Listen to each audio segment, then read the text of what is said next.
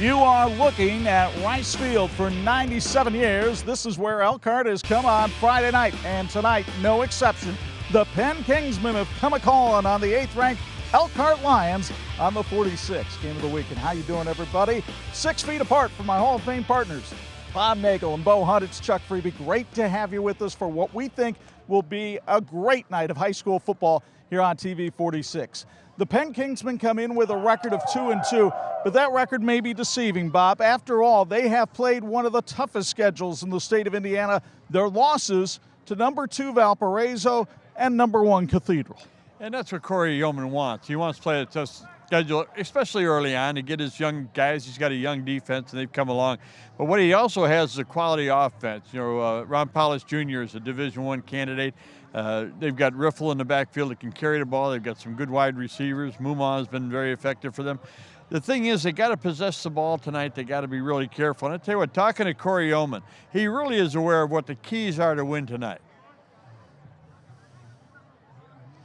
I think, you know what, kids want to play in big games, and I think if you can survive it physically, I think it's going to help you. It helps you get ready for the NIC, and it's also going to help you get ready for the tournament, playing teams like we played. In case you haven't been paying attention, Elkhart has merged. Central and Memorial are no more. It is now just one Elkhart High School, the home of the Lions. And they have played like a united front so far, 3-0 on the year. They had a close game with Mishawaka, blew out a very good Columbus East squad, pasted Washington. So, Bob, they come in here tonight united and confident. Well, you know, Chuck, you and I have been most impressed by Elkhart and the young people who have really bonded together, even though there's 2 different schools coming together. This isn't Elkhart West or Elkhart East. This is Elkhart High School, and they're very proud of that, and they've done a good job. And, you know, if you ask Corey Yeoman to list the key players for Elkhart, it'd be about 12 names, because they have speed, they have size, they have a defense that really comes to hit you. The thing is, they can run inside, they can run outside, but they're all going north and south. It'll be a tough challenge tonight. Merging all that talent has left Josh Shattuck with one surprise. I am very surprised at how we're executing on both sides of the ball, but specifically offensively. With no preseason scrimmages, no summer scrimmages, no week 1 game, it took us a half against Mishawaka, and really since then we've kind of been rolling offensively, which usually the little things, catching the ball, not turning it over, penalties, two guys going in motion, those things usually happen early in the year, especially with a lot of new players, and I feel like we've been executing at a very high level the last few weeks. Bo Hunt will be basking on the sidelines tonight in the sunshine, at least early on. Bo, there is one historic note that nobody can get away from in this rivalry, and that's the fact that when Penn was playing Central Memorial, they were 79-3 against those 2 teams. They haven't lost to an Elkhart squad since 1985. So which is bigger, the chip on the Lions' shoulder or the swagger and confidence of the Kingsmen? Well, when you look at that swagger and confidence of the Kingsmen, you can see it in all their sports. They go to every game, every match, whatever it is, and they expect to win every single time out there. Where teams that come in, they're hoping to win, they're hoping to prepare to get that win. Well, Coach Shattuck has got this team to where I believe they believe that they can win every single game no matter who they're playing. So when they come out and they have that confidence and that chip on their shoulder, I think that's bigger in this aspect for this team. Well, it was the noted football philosopher Ric Flair who said, to be the man, you gotta beat the man. And then he'd add a woo and a couple of claps as well. We'll have lots of wooing and clapping here tonight as well as we get you ready for kickoff with the Jordan Automotive Keys to Win next on the 46th Game of the Week. This is the WHME TV 46 High School Football Game of the Week. Brought to you by Intera Credit Union, Bills Heating, Jordan Automotive Group, TCU, Aegis Dental Group, Crown Trophy, Imagineering Finishing Technologies, and the IHSAA.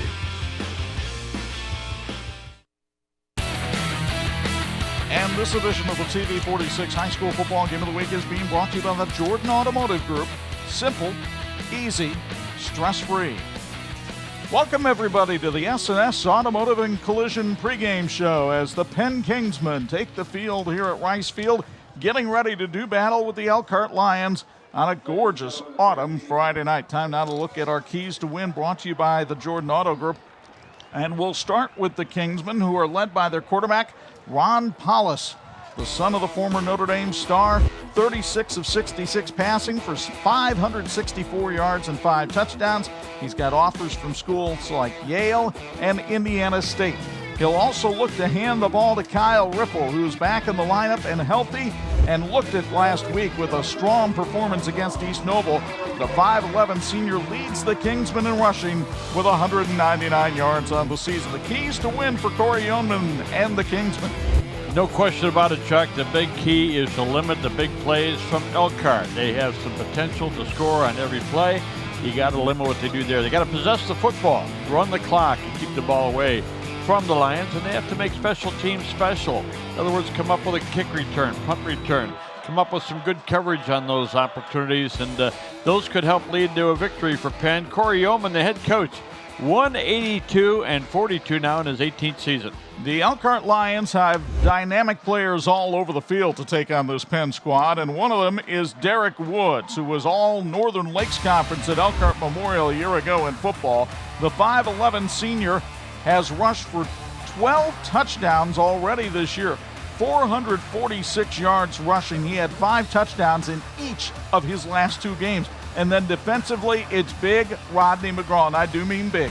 6'6", 250 pounds. He's committed to go to Penn State, and you can understand why when you watch him play.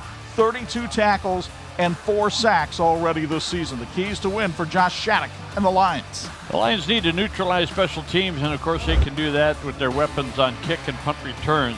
They got to make Penn one-dimensional. If they force them to throw the ball, when they don't want to throw it, they've got good guys in the secondary who can take care of that. And they got to take care of the football. Can't put it on the ground. They can't make mistakes. They got to limit their penalties. Josh Shattuck is now in his 12th year as a head coach, his 3rd year here at Elkhart. We have touched on the series history already, but it bears repeating in the fact that they've never played as a united Elkhart High School against Penn. But when Penn was playing Elkhart Central and Elkhart Memorial, they went 79-3, and in fact, all 3 losses were at Penn. They have never lost at Rice Field. The last time an Elkhart school beat Penn in football, September 27, 1985, Chris Holland at quarterback. Elkhart Memorial beats Penn in overtime by a count of 10-7. And the weather tonight, brought to you by Heine's Back Barn, is exceptional. Just the slightest touch of autumn in the trees around Rice Field. 59 degrees, a gentle zephyr from the northeast at 11. Not a chance of rain because there's not a cloud in the sky over this city with a heart. And as they start to take the field, you're ready tonight. I want to tell you that it's time for a check on the uniforms for tonight's game, brought to you by St. Andrews Products. First of all, the visitors, the Penn Kingsmen, are in their white jerseys, and they're in their gold pants with black and white trim, and they're in their gold helmets. The Elkhart Lions are wearing blue jerseys with white numerals and trim, and their pants are blue. And the helmets they're wearing are kind of an old gold, but they've got a little bit of a red in their numbers on the helmets, I think reminiscent of Elkhart Memorial a little bit. They've combined the colors. These teams look great tonight, and St. Andrews Products can do the same for your team. Reach them at sales@standrewscorp.com. This has been the S&S Automotive and Collision pregame show. We get you ready for our first quarter, sponsored by Rise and Roll in Mishawaka, and the opening kickoff, sponsored by the Bristol Street Cafe. Elkhart has had to change its kicking situation. The soccer team is quarantined because of COVID, so Rodney Gates will be kicking off for Elkhart, and Alec Hardrick, a very dangerous return man, is back deep with Kyle Riffle. The whistle blows, toe meets leather, and we've got high school football on TV 46. The spinning side kick goes out of bounds, so the Kingsmen will have good field position, but I get the feeling that Josh Shattuck doesn't mind because he'd rather kick out of bounds than kick deep to Hardrick. Both teams going to be watching the opportunity for the other team to have a big play because it could really swing the momentum. Imagine if Penn had gotten that solid return to start the game. As it is, they're going to be at the 35-yard line, and they're bringing out those big hosses out in front. So Ron Paulus at quarterback, the 6'4 senior, has Kyle Riffle behind him in the backfield. Nick Favilla and Carson Mumar are his receivers, with Casey Schultz, the tight end. Schultz in motion. Paulus pitches to Riffle, trying to get around the right side, and he's bulldogged down after a pickup of 2. As terrific pursuit that time by the Blazers saw Jake Treese in his first start make the stop. Let's meet the Penn offense. It's brought to you by the Penn Booster Club. We told you about all the receivers and backs. Take a look at that offensive line. Pretty good size across the front. Braden Shinsky, 294. Brock Donati, 286, but he squats 5'10". It is 2nd and 8 for the Kingsmen. Paulus looks to throw. Has time, fires, and it's incomplete. Broken up on a beautiful play by Michael Echartia. They were trying to go to Zach Davis, and Echartia got over to disrupt it. Wow, the timing on that was terrific. Avoided the contact. Good breakup. Starting defense brought to you by Sanders and Pianowski. Across the front, we told you all about McGraw, the all-state player, Clayton Lundy, the leading linebacker, Jake Treese getting the start tonight, and you just met Echartia. Keep an eye on Kenneth Dennis in that secondary. 31 stops for the senior so far. 3rd and 8 for Penn. Paulus again to throw. Has time, runs out of time. The Lions get him. Ty Witters with the sack. All the way back at the Penn 27. 11-yard loss on the play. Winters with his 2nd sack of the season, and the 2-year starter comes up big, and it'll be Braden Shinsky lining up in punt formation for Penn. Lions showing that they may come for a block, but instead Shinsky with a high kick that will bounce at the 40, and the Kingsmen will let it roll as it goes down to the Lions' 37-yard line, and that's where Elkhart will have its first possession of the night. So a 36-yard kick with no return. And you take a look at Cameron Wiltfong, who came off the bench in the first game of the season after losing the job to Dylan Ross. Ross got hurt on the 13th play of the season. Wiltfong has taken over and not missed a beat. 501 yards passing, 3 touchdowns, and he also averages about 5 yards a carry.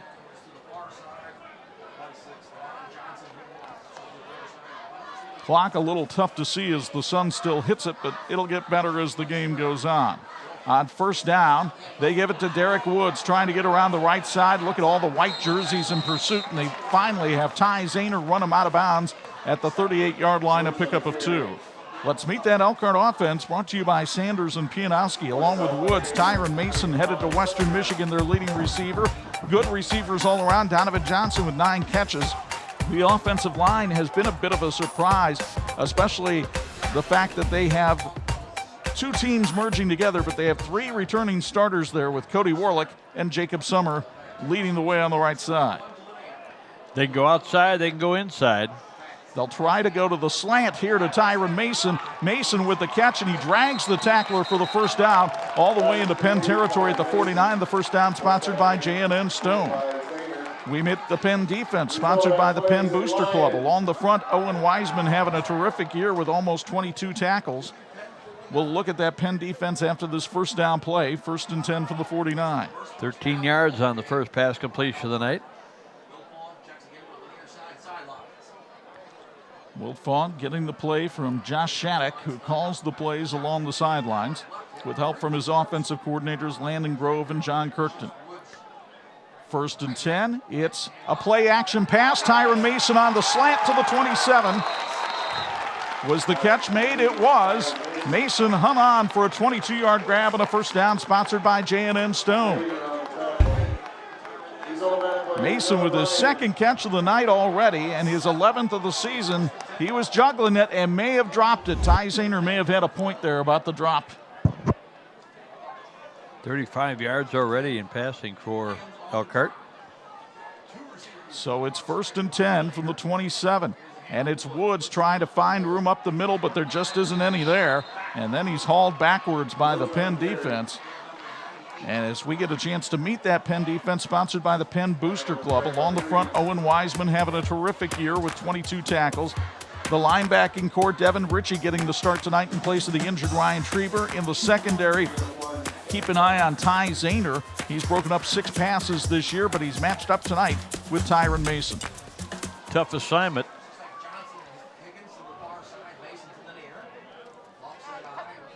So it's 2nd and 9. Russo, the man in motion.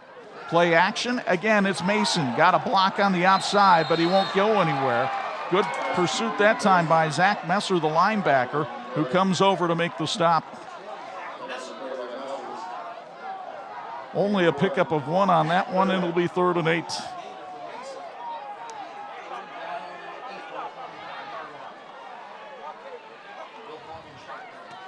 Woods so far, 2 carries, 3 yards. Penn is definitely keying on him tonight. They line Woods up in the slot this time. Empty backfield behind Wiltfong. High snap. He's trying to go to the end zone. He wants Woods. He lost the football. Woods was triple covered out there. Had his hands on the ball, though. Couldn't bring it down. 4th down with all your kickers in quarantine. The Lions will go for it. You get another look from Aegis Dental Group. Watch Woods. He goes up. He has a hand on it. Ty Zehner does a marvelous job poking it away that time. Well, Chuck, we were looking at the numbers this week, and Elkhart averaging about 9 yards per carry. And so 4th down and long doesn't necessarily mean a pass. Wiltfong again looks, finds Tyron Mason. Did he go far enough for the 1st down? It's awfully close. He's down to the 17-yard line. But from where side judge Bill Kumanitz comes in, I would think that's a 1st down sponsored by J&N Stone. I think that's exactly where he went on the route. He found the 1st down marker, turned, caught the ball, and possessed. I think they're going to take a measurement. Guess what, Chuck? It gives us a chance to mention one of our great sponsors tonight. And folks, whether it be the best burger in town, a juicy steak, or slow roasted prime rib, Heine's Back Barn in Elkhart is the place to go. The Deschone family has been serving the Michiana area for decades, and the food just gets better and better. Stop in tonight and say hello to Troy and the gang and enjoy a fantastic meal with great service from Heine's in Elkhart, located on Lusher Avenue. Terrific burgers tonight from Heine's. Our appreciation from the crew to them. The chain gang comes out. Had to come all the way from the other sideline. And that is a 1st down for Elkhart by the length of the football. Wow. Whoever sponsored the 1st downs tonight, not a bad idea. J&N Stone picking up the Elkhart 1st downs. Tyron Mason now with 3 catches on the night. He has 12 for the year. Last year, the Western Michigan commit hauled in 30 for Elkhart Memorial. 45 yards of this drive through the air for Elkhart. One of the things everybody notes about Tyron Mason is the great routes that he runs, and that was a perfect example of it because he was able to run a perfect route to the 1st down marker. And we got to watch him get to practice early the other day, stayed late, caught a lot of footballs. Hard-working unit. 1st and 10 for the Lions from the Penn 17. This drive started back at the Lion 36. Wiltfong looking for Mason. Caught. Touchdown, Elkhart. Flag came in for defensive pass interference. It didn't matter.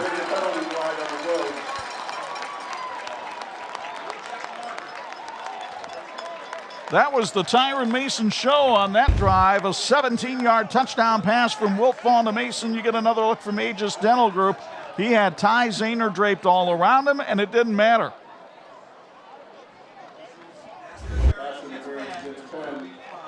So the touchdown for Elkhart. And now Rodney Gates, 4 out of 8 on extra points this year, will come on to try out of the hold of Cameron Wiltfong.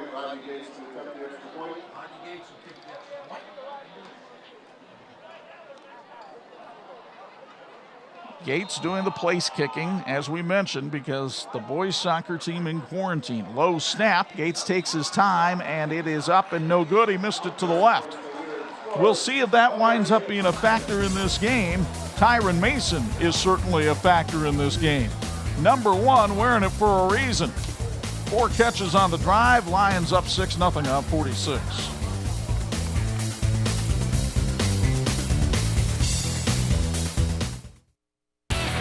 This edition of the 46 Game of the Week brought to you in part by Intera Credit Union. We get it because we live here too.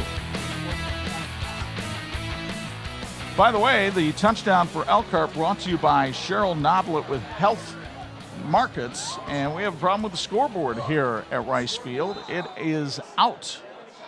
Well, the official's going to have to get together and decide who's going to keep the clock. And there it is. Now the question is the time 7:53, or is that how much is left on the clock? That's exactly what it was. That's the time that it was when it went out. Folks at Sanders and Pianowski, professional service to their clients is their first and compelling priority. The firm of Sanders and Pianowski want to take time to wish both teams well in tonight's game. Serving the Elkhart community for decades and decades yet to come. Sanders and Pianowski on the Riverwalk in downtown Elkhart. So they enforce the pass interference penalty on the kickoff, but Gates still can't get it down to the end zone. Hardrick will take it back at his 2, and he can fly. Had a 99-yard kickoff return earlier this year. Won't bring this one all the way back. He'll be stopped at the 31 by Kenneth Dennis. And good field position again for Penn on drive number 2 of the night for the Kingsmen.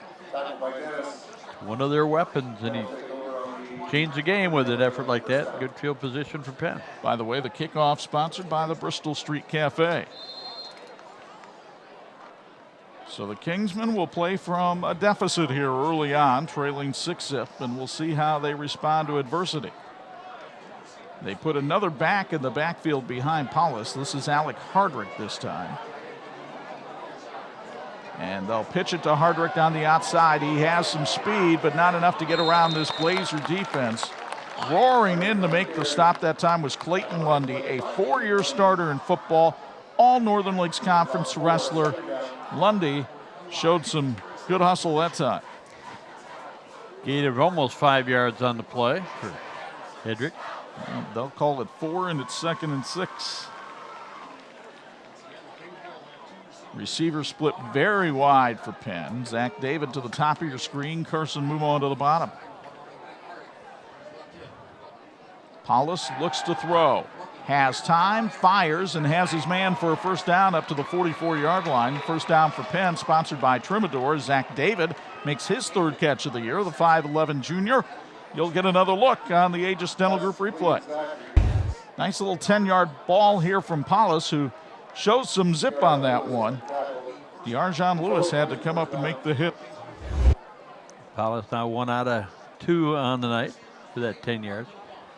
Chuck, early in the game, he threw a little bit deep. Good control passing game might do the Kingsmen well tonight. Now it's Hardrick off the left tackle, and there's nothing there. Gain of 1 on the play. A host of blue jerseys to bring him down that time, but leading the way was Kenneth Dennis. And Jalen Holmes was in on the stop as well. Penn offensive line has a lot of power, but Elkhart Central so quick. Good read there. 2nd and 9.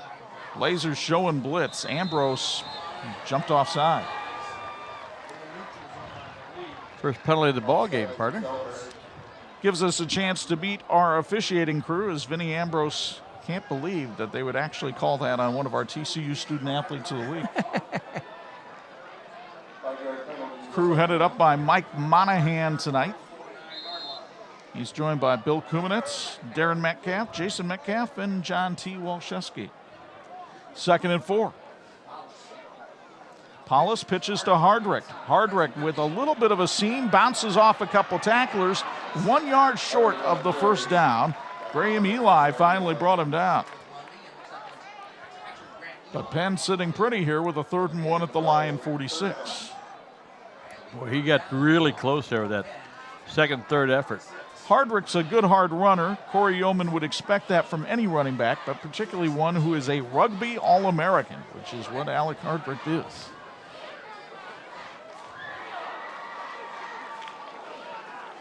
Long count here by Paulus. Play clock to 10.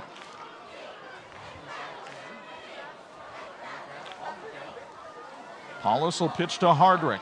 Got his seam, got the first down, he's gone. Kissing goodbye. Alec Hardrick with a Penn touchdown.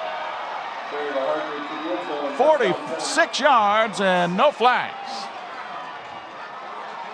Wow. Talk about explosive. Did I also mention he's on the Penn track team? You can understand why here. Got a little seam, and that's all he needed. He was in the secondary and even and leaving. 46 yards, his 3rd touchdown run of the year.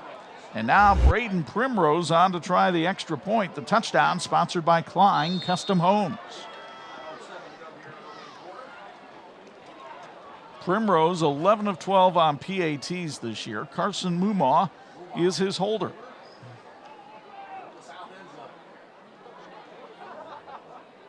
The snap is clean. The kick is up. It's deflected, and it's no good. It's short of the crossbar, and so we're tied at 6 after the Blazers are able to block the extra point, and I think it was big Rodney McGraw who got a hand on it. But let's look at the Penn touchdown again.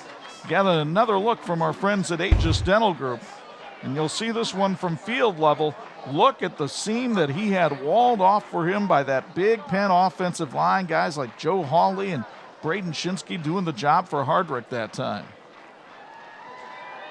And then we'll get another look here at the extra point down here at the south end of the field. And the leap, yep, that was Rodney McGraw. Used to be a basketball player, 6'6", and he elevated very nicely. He's been a factor already in this ball game. Folks, everyone loves Rise and Roll Donuts in Mishawaka, but did you know they also offer pies, jellies, soup mixes, Amish noodles, and so much more. Rise and Roll also offers a large line of gluten-free products. Stop by this week for your favorite Rise and Roll Donuts and so much more. Located on Grape Road in Mishawaka. Open Monday through Friday. That is 6 a.m. to 6 p.m. and Saturday 7 a.m. to 5 p.m. Rise and Roll, doing things the old-fashioned way. So a little pooch kick against the Blazers here, and it looks like it's Kenneth Dennis who's trying to run for his life down there and couldn't get away. Bulldog down at the 21-yard line. So Dennis with a short return off the spinning pooch kick. And you'll get another look here at some good special teams coverage by Penn, courtesy of Aegis Dental Group. Give Dennis credit. He broke out of 3 tackles, but he couldn't break out of all of them. Seth Jankowski finally brought him down. Scoring drive for Penn. They went 69 yards in 5 plays, 2 first downs along the way. And what an outstanding effort by their running back. Wilfong was going to throw. Now he wants to run it. Breaks a couple of tackles and takes it up to the 25-yard line. A 4-yard run for Cameron Wilfong, who really worked on running a lot during the offseason.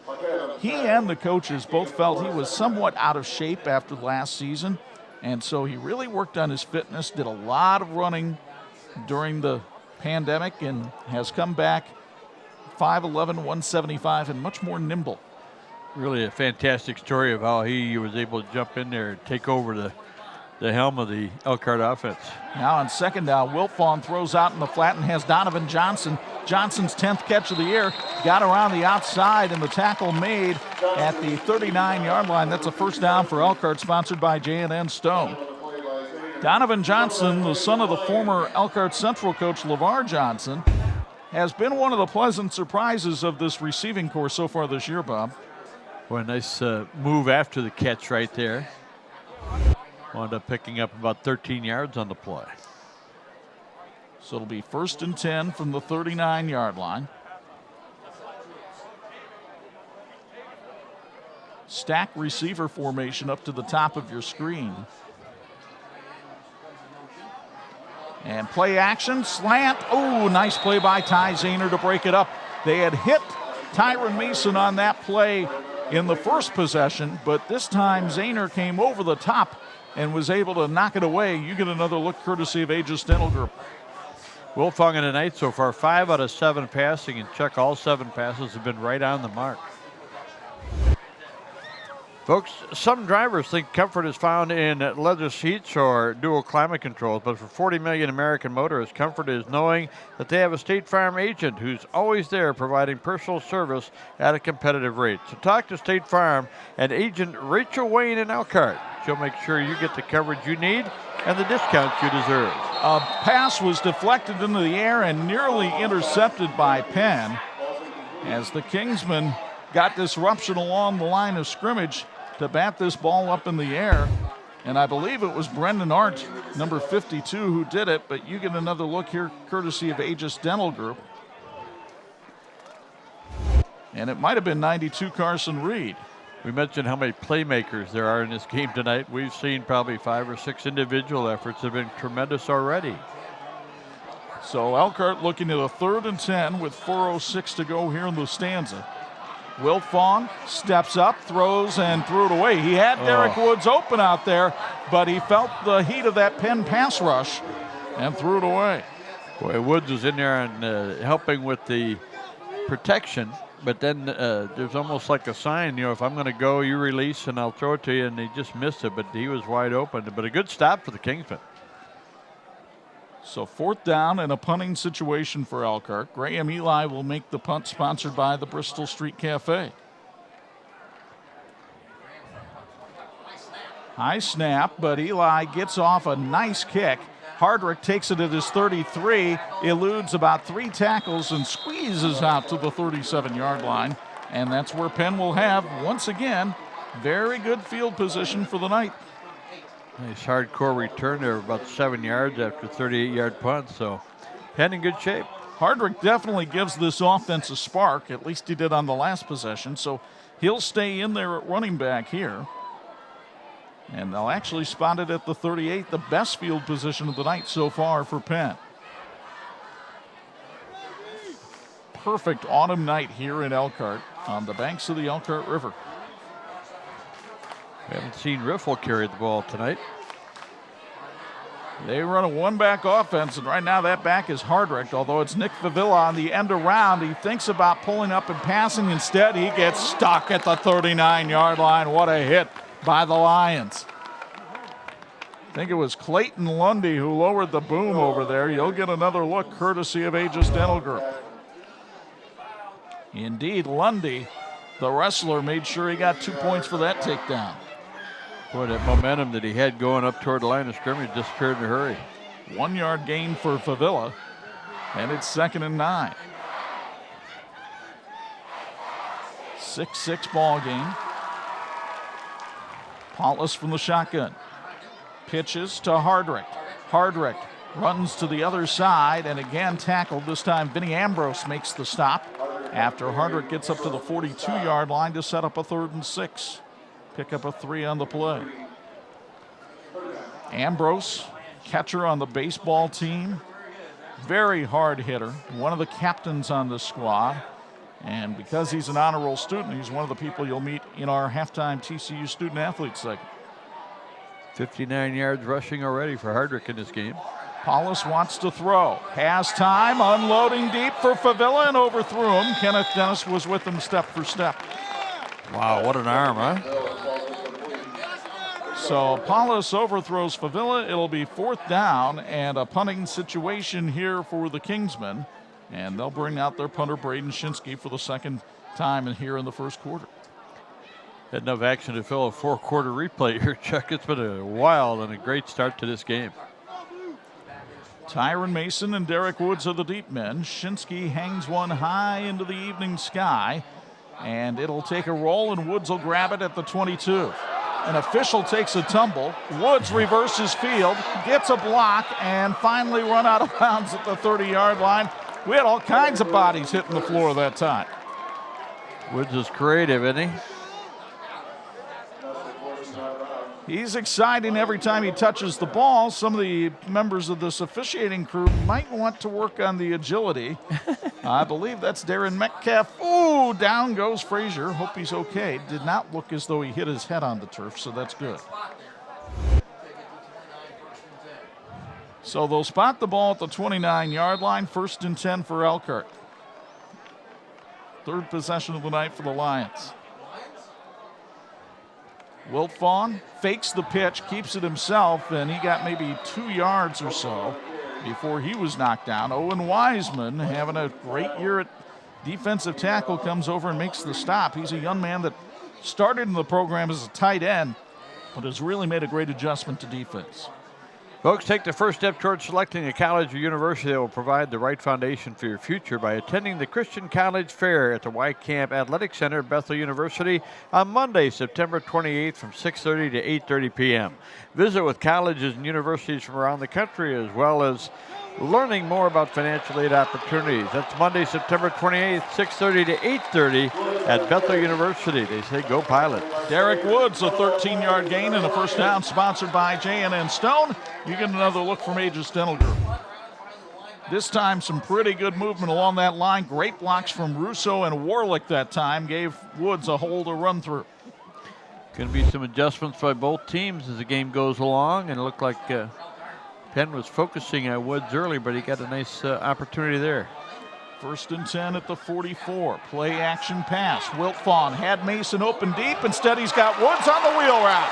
Woods runs into Zahner and out of bounds at the 28. First down, sponsored by J&N Stone. Pickup of 28 on the play for Derek Woods coming out of the backfield, where they have used him a few times this year. 4th catch of the year for Woods. I thought they might try to go deep to Mason, but Wiltfong saw Woods was all by his lonesome over there on the side. 86 yards passing here in the first half, first quarter. Woods getting looks from some MAC schools. Here's Wiltfong rolling out away from pressure.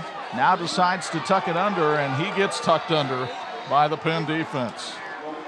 Michael Paquette, the linebacker, comes over to make the stop. The 6-foot junior was all over Wiltfong for a loss of 1. And it'll be 2nd and 11. And I'm thinking that Josh Shattuck would say, look, rather than take that hit, throw the ball out of bounds. Garrett Gansack checks into the game with the play. And the Lions will go 3 wide to the left.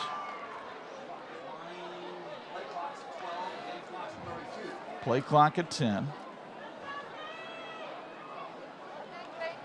Wiltfong gives it to Woods right up the middle. Woods running over people. Woods takes it down to the 21-yard line, and that'll set up Elkhart for a 3rd and 2. And let's see if Josh Shattuck tries to get one more play into the quarter here. He's going to hurry them up to the line of scrimmage. Wiltfong in trouble because nobody really reacted to the snap on the offensive line, and he'll have to sashay out of bounds. And Elkhart will be looking at a key 4th down play when the 2nd quarter begins. Some electric plays here in the first quarter, 2 of them resulting in touchdowns.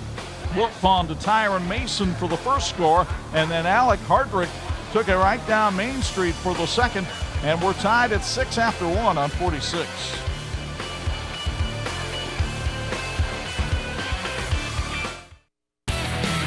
This edition of the 46 Game of the Week being brought to you in part by Bill's Heating, keeping families and businesses comfortable since 1951. Speaking of Bill's Heating, time for Bill's Heating Sideline Report. Bo Hunt, your thoughts on that first quarter? Well, I think one of the biggest things that stood out is just the amount of pass and run efficiency that both these teams have, and kind of the mirror image that they really both are. A lot of athletes out there who are very well coached, and the ability to not only just run the ball, but actually pass the ball as well. Some speed on the outsides. What I see with both these teams is almost a mirror image of each other, guys.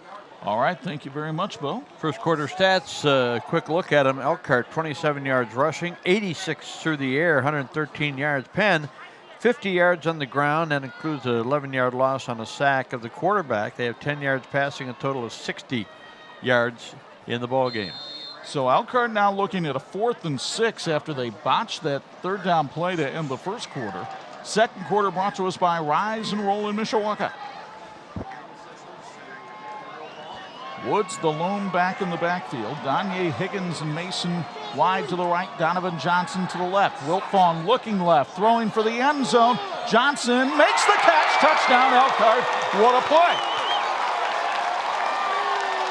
The defensive back lost sight of the ball. Johnson saw it coming the whole time, put on the brakes, and made the grab. 25 yards and a touchdown. You get another look from Aegis Dental Group, and the defensive back winds up overrunning the football, and Johnson is able to make the grab. Since it's a tie game, Rodney Gates comes on to try the extra point. This time the kick is up and good, and we've had one play in the second quarter, and it results in a touchdown, sponsored by Cheryl Noblet with Health Matters, Health Markets. And the Lions lead at 13-6 as we take another look at the touchdown from Elkhart. Wiltfong looked left the whole time. Jankowski had it read, but he just overran the football, and Johnson was able to make the snare in the back of the end zone.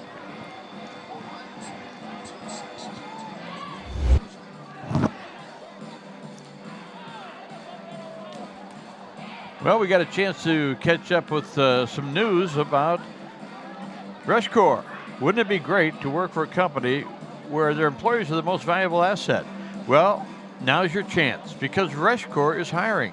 They have production positions available in a team-driven environment with excellent benefits that include medical, dental, and a 401k. Working for this steadily growing company isn't just a job, it's a career. Learn more about joining the Rush Corps family. Visit Rush Corps, that's RESCHCOR.com.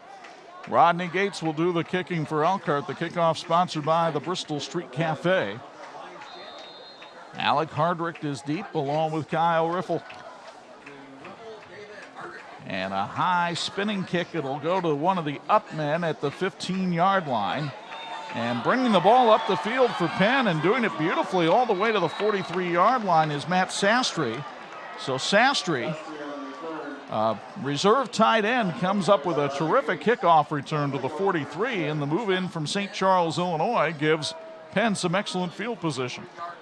The Galley in Mishawaka and Elkhart, a great place for an evening out or to meet up for a football game. Trivia on Tuesdays, plenty of TVs along with family dining areas and banquet areas are available as well. Check out the Galley in Mishawaka and Elkhart. 1st and 10 for Penn at its own 43, trailing by a touchdown. Kyle Riffle back in the game behind his quarterback, Ron Paulus.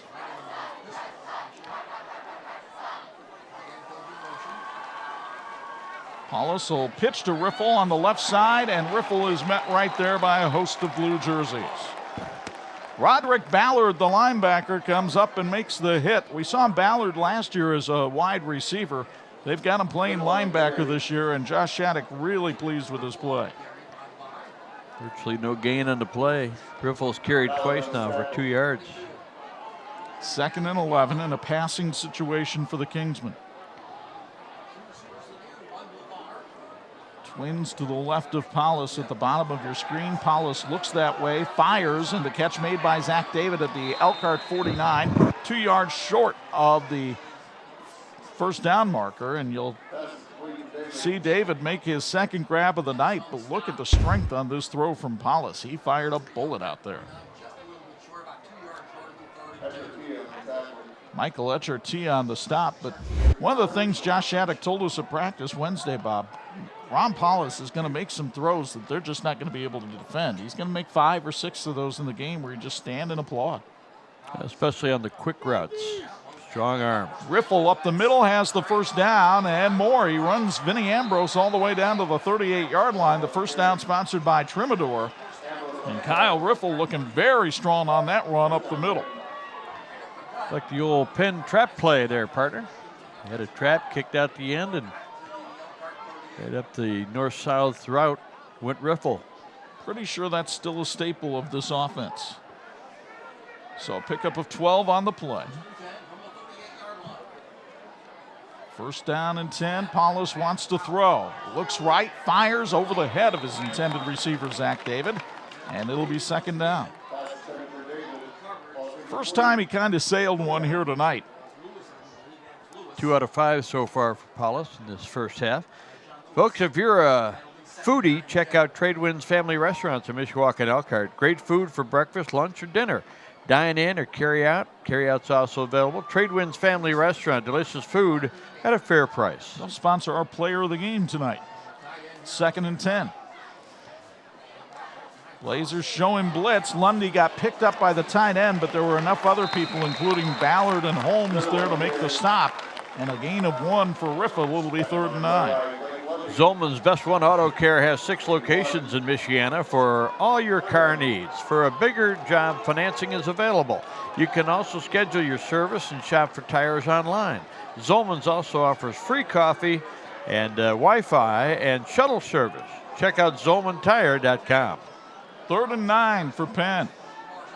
Paulus again under pressure, screen pass to Riffle. Riffle kind of got caught up in the wash there.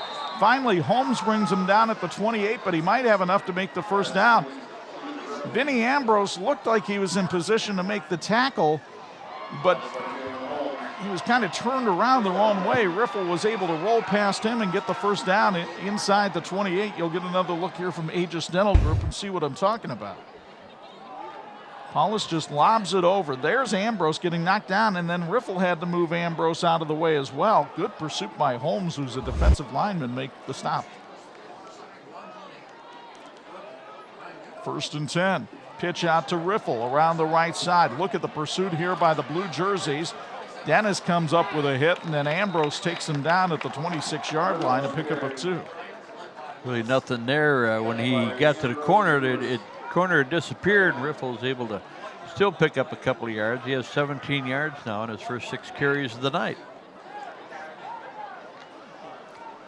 2nd and 8. Paulus has thrown 1 screen pass on this drive. It's been fairly quiet with the receiving corps tonight. Favilla and Mumma. Zach David has been doing most of the damage. Now it's Riffle off the left side, makes a nice cut back to the inside. Ambrose and Dennis have to track him down at the 12. Another first down sponsored by Trimador. And Penn is getting some surge against this Elkhart defensive line. Look at the job done by the offensive line that time, firing out of the blocks. Joe Hawley, the guard, 6'2", 264 with a monster block. 15-yard gain. Middle of that line, Oscar Lauer at one guard, Joe Hawley at the other. And the center, Joe Goralczyk, doing a great job. On 1st and 10, Paulus puts Favilla in motion and gives it to him on the pitch. Favilla around the right side, knocked out of bounds. Darjon Lewis came over and took him out at the 9-yard line. That might actually count as a pass that time because that was a little flip forward to Favilla. Forward flip there. 2nd and 7 here for Penn as we hit 8:08 left before halftime. Kingsman trailing by a touchdown. Now they'll try to stretch this field horizontally here as they put David and Favilla way out to the left.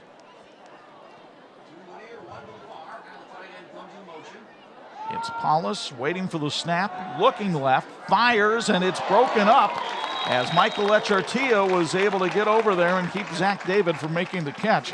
It's the 2nd time we've called Echartia's name tonight. He had a key interception in the game against New Prairie last year. Boy, Chuck, I'll tell you what, the secondary coverage for both teams has been exceptional tonight. It's been well-thrown balls that haven't been complete. Folks, want to tell you about Trimador. They wish the best of luck to Penn football's team on their 2020 season.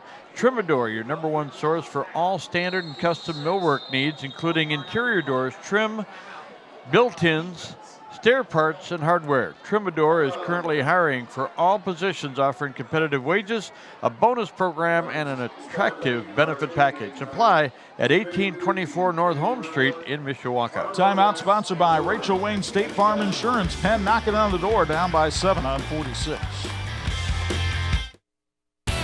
This edition of the 46 Game of the Week being brought to you by Aegis Dental Group. It's trusted dentistry. We go downstairs for a Bills Heating sideline report. Bo Hunt, key 3rd down call here for Corey Yeoman and the Kingsmen. From what you've seen of Penn in this game, what do you think he'll do? Well, they've spread it out most of the game, but that last play right before they called the timeout, they actually packed everybody in, including the wide receivers, looking like they were trying to maybe get something on the corner, guys. They go back to more of a spread out formation here on 3rd and 6. Paulus looks to the sidelines. Offensive coordinator with new signal of plays. Play clock down to 10. Now at 5, and Paulus looking left again, fires, and it's intercepted. Kenneth Dennis will run it out of the end zone. Dennis still on his feet. Flag comes in behind the play. This will probably come back, but it won't negate the turnover. Only the first interception that Ron Paulus has thrown this year, and it comes in the end zone, courtesy of Kenneth Dennis.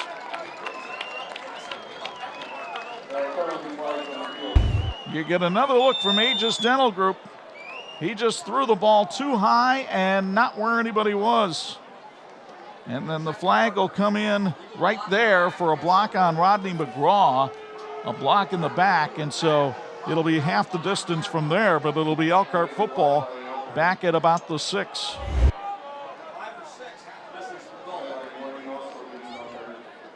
So the Kingsmen looked as though they were ready to score the tying touchdown, but Dennis steps in front of the pass and sets up Elkhart with the ball, albeit back at its own 6-yard line. 3 minutes and 54 seconds on that drive. They started at their own 43-yard line and put together a really impressive drive. But boy, Chuck, you can't do that too many times and not get points. By the way, don't expect this field position to thwart Elkhart much. They have had 2 99-yard drives already this season and a 97-yard drive. So Elkhart used to working from the shadow of its own goalpost. It's Woods trying to find running room up the middle, and there's none. The white jerseys stack him up at about the 7, a pickup of 1. You could have cited the entire Penn defensive roster there in on the stop. Devin Ritchie coming in on the stop that time, along with a ton of others. Have to give him a pickup of a couple right there. 2nd and 8. Mason at the bottom of your screen, but Wiltfong throws to Woods coming out of the backfield. Derek Woods dives across the 12-yard line. Looks like Sastry was the one who brought him down that time, and it'll be 3rd down and 3. Sastry playing against his cousin Javen Lowe tonight, who plays for Elkhart.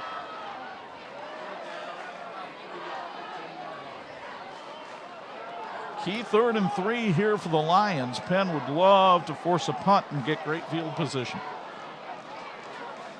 Woods the lone back in the backfield with Wiltfong. Play action, they give it to Mason on an end around. He's got blockers in front. Mason has the 1st down, tripped up going out of bounds at the 22-yard line.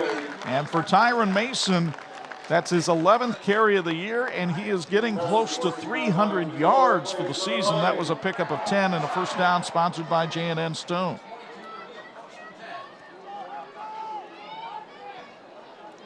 So Mason gives the Lions a little bit of breathing room here. Elkhart with a 13-6 lead on Penn, trying to get its first win over Penn for an Elkhart football school since 1985. Wiltfong to Mason along the near side to the 31-yard line. Seth Jankowski comes over to make the tackle. And Mason now with his 5th grab of the night, I believe. And he only he picked up 9 yards on the play. Yeah. It'll be 2nd and 1. 125 yards passing for Elkhart. Wiltfong taking his time as the clock goes under the midway point of the 2nd quarter. And Wiltfong on play action in trouble. Eludes tacklers, still on his feet. Got back to the 25, but he took a loss of 6. It could have been worse. First sack of the night for Penn's defense. Elkhart has 1. It was like a jailbreak against that Elkhart offensive line, and then finally Michael Paquette came over and made the hit to force a 3rd and 7. Carry number 5 for Wiltfong tonight. Not the way they want to get him carries, though. No. See how many the Kingsmen bring here. And Josh Shattuck wants a timeout. It's sponsored by Rachel Wayne State Farm Insurance. Folks, Granger Auto Detail on Bittersweet are the experts for all your quality detail needs. Daily drivers and classics, plus trucks, boats, RVs, and motorcycles. It's time to get the toys cleaned up before storing them for the winter. Granger Auto Detail also handles paint and gel coat restoration. Check out GrangerAutoDetailing.com. Well, when you look at who Penn has played this year and who they will be playing, 2-2, not too bad against this schedule. Number 2, number 1, number 4, play number 8 tonight. Next week, they get number 3 Marion. Other than that, kind of an off night. Folks, when you're ready for the next move in your life, contact Kent Guy with Weichert Realtors. Licensed in Indiana and Michigan, Kent has over 25 years experience and is one of the industry leaders in the area. Whether you're buying or selling, if results count, Kent is your guy. 3rd and 7 for Elkhart with 5:05 to go here, first half. High snap. Wiltfong steps up. Now flips it out to Russo, and Russo to the 35 has the first down, sponsored by J&N Stone. Dominic Russo with just his 2nd catch of the year, but it's a big one as it gets the Lions a first down. Gain of about 10 yards on the play. Key pickup there for Dominic Russo, a member of the baseball team. He'll have his birthday a week from Saturday.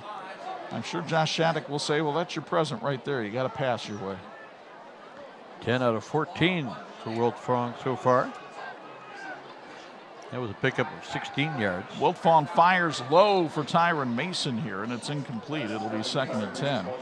Some other scores: Tippecanoe Valley leading Rochester in the Battle of the Bell 27-0. Edwardsburg an 18-0 lead on Vicksburg. And Fairfield leads West Noble 28-0. What a job Matt Thacker is doing. Marion with a 21-0 lead on Adams. Wow. Eagles have gotten off to a great start.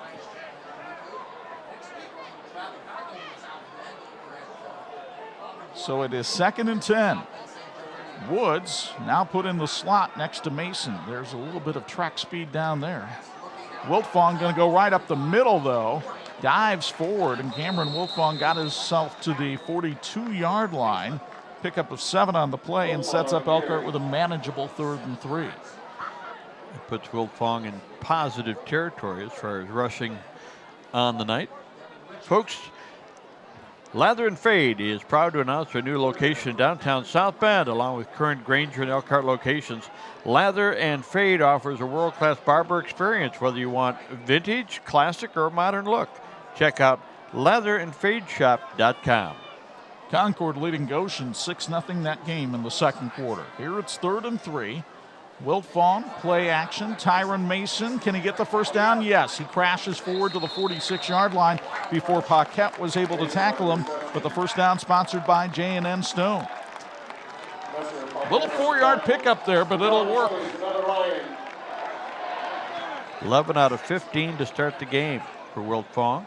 Remember, this drive started back at the Lions 6. The only, negative is the field position started, but it's a positive if you can run the rest of the clock out and get down the field. They've had 3 first downs in this drive so far. Northwood on top of Wawasee. That game 20-0 Panthers in the 2nd. Wiltfong wants to throw. Steps up. He's heaving it deep down the field. Donovan Johnson was interfered with by Ty Zahner, and the flag comes out.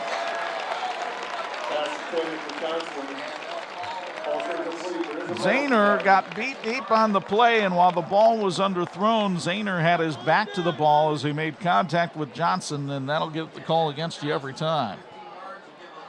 Second time Penn's been flagged for interference. The first time it was a touchdown, so they didn't take the penalty, but this time they will. And check, that's only the 2nd penalty of the night, 1 for each team. Another first down sponsored by J&N Stone. Johnson was out there, and Zahner basically wrapped his arms around him long before that ball got there. Hardware Plus is a proud supporter of high school sports and has been Osceola's favorite local hardware store for nearly a century, featuring a wide selection of products and customer service experts. Hardware Plus, where service begins with the words, "How can I help you?" and a handshake. Derek Woods off the left side. Woods jogs his way up the field to the 31-yard line, pick up a 7 on the play for the Elkhart Speedster. Woods motivated by family. He wants to be able to play at the next level. It's been tough for recruits right now with the NCAA legislation that's out giving everybody at the college level an extra year. The seniors in high school are finding the offers to be few and far between right now. But hopefully that logjam will break for Woods and his ilk. 2nd and 3. The handoff to Woods. Again tries the left side, but this time maybe got a yard. It'll be 3rd and 2. Lots of Penn pursuit that time, led by Devin Ritchie, the linebacker.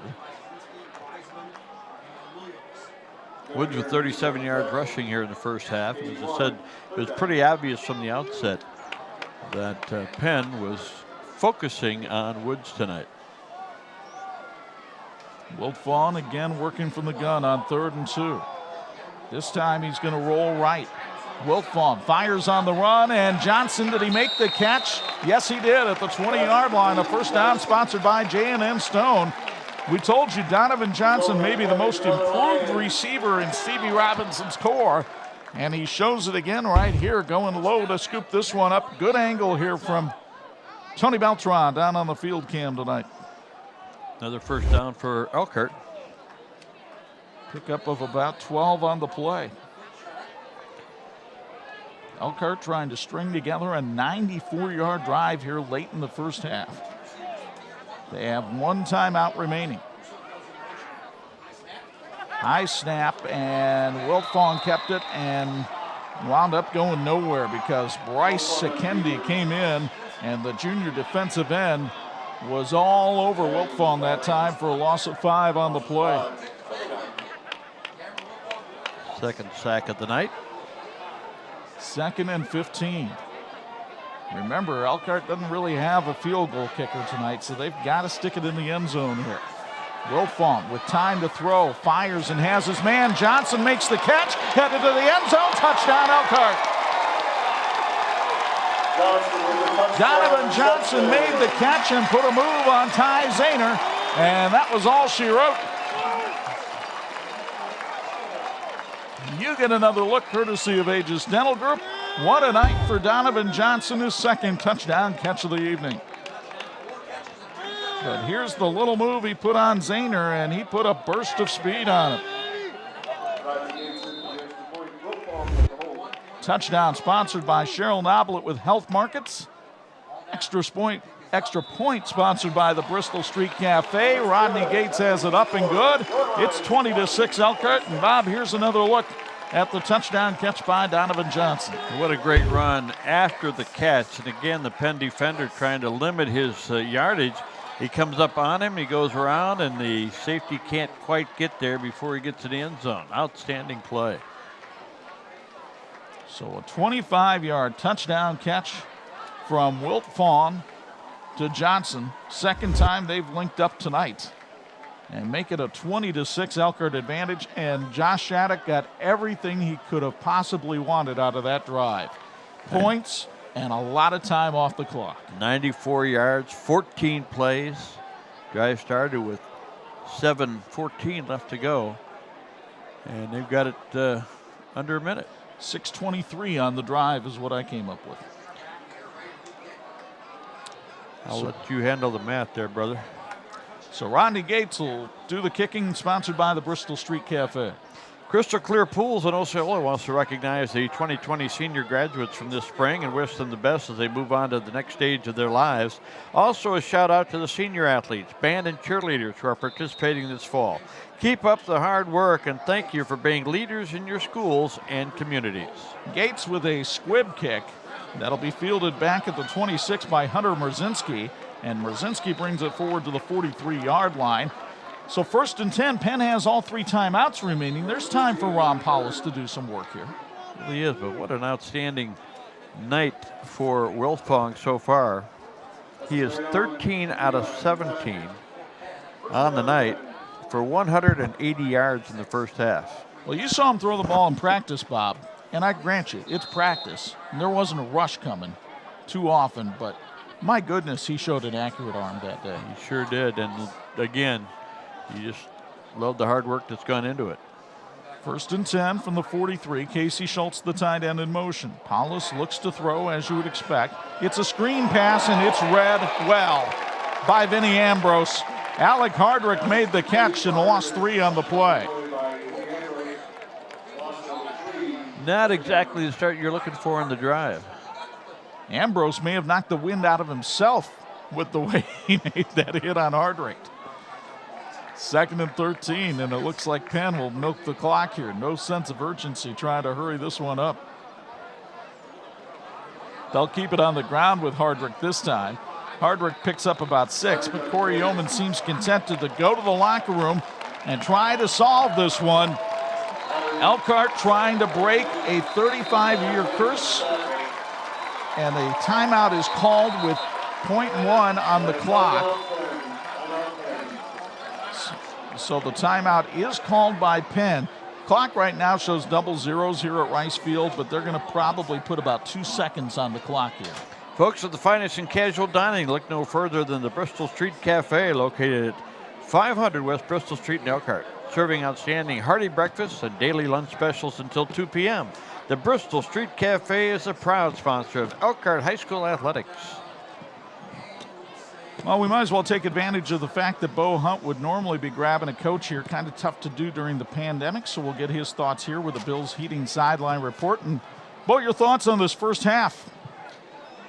Well, I think one of the biggest things that we look at is we were coming out here and we were expecting to see a D1 quarterback, except it was on the other side and he's wearing blue. I mean, Wiltfong, what a great job he's done so far. Just the ability to hit his receivers on the money and the ability for those receivers, yards after catch, guys. Remember that, yards after catch tonight. That was a big stat in the first half. All right, thank you very much, Bo. 3rd and 7 here for Penn. We'll see if they attempt a Hail Mary throw here with Paulus from their own 46. Ron has time, fires, could be a hook and ladder with Favilla. Favilla is still on his feet, gets finally up to the 34, and down he goes. Clayton Lundy on the stop. First down sponsored by Trimador, but that'll do it for the first half of play from Elkhart's historic Rice Field as the Lions go to the locker room with a 20-6 lead thanks to a big first half from their receiving corps. Tyron Mason with a TD catch. Yeah, Alec Hardrick had a run for Penn, but then Donovan Johnson with 2 touchdown celebrations, and the Lions lead at 20-6. The halftime report, sponsored by Lather and Fade, comes your way next on 46.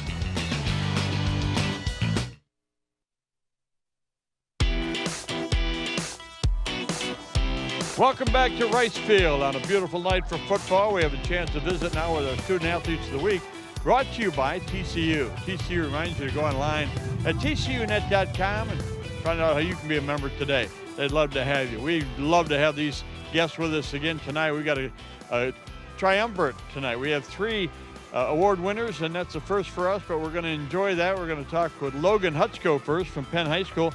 Logan, first of all, congratulations on being singled out for your accomplishments, not only on the field, but also in the classroom. Thank you. What is your, first of all, you're involved in football, but you're also involved in lacrosse. You get to run around with a basket.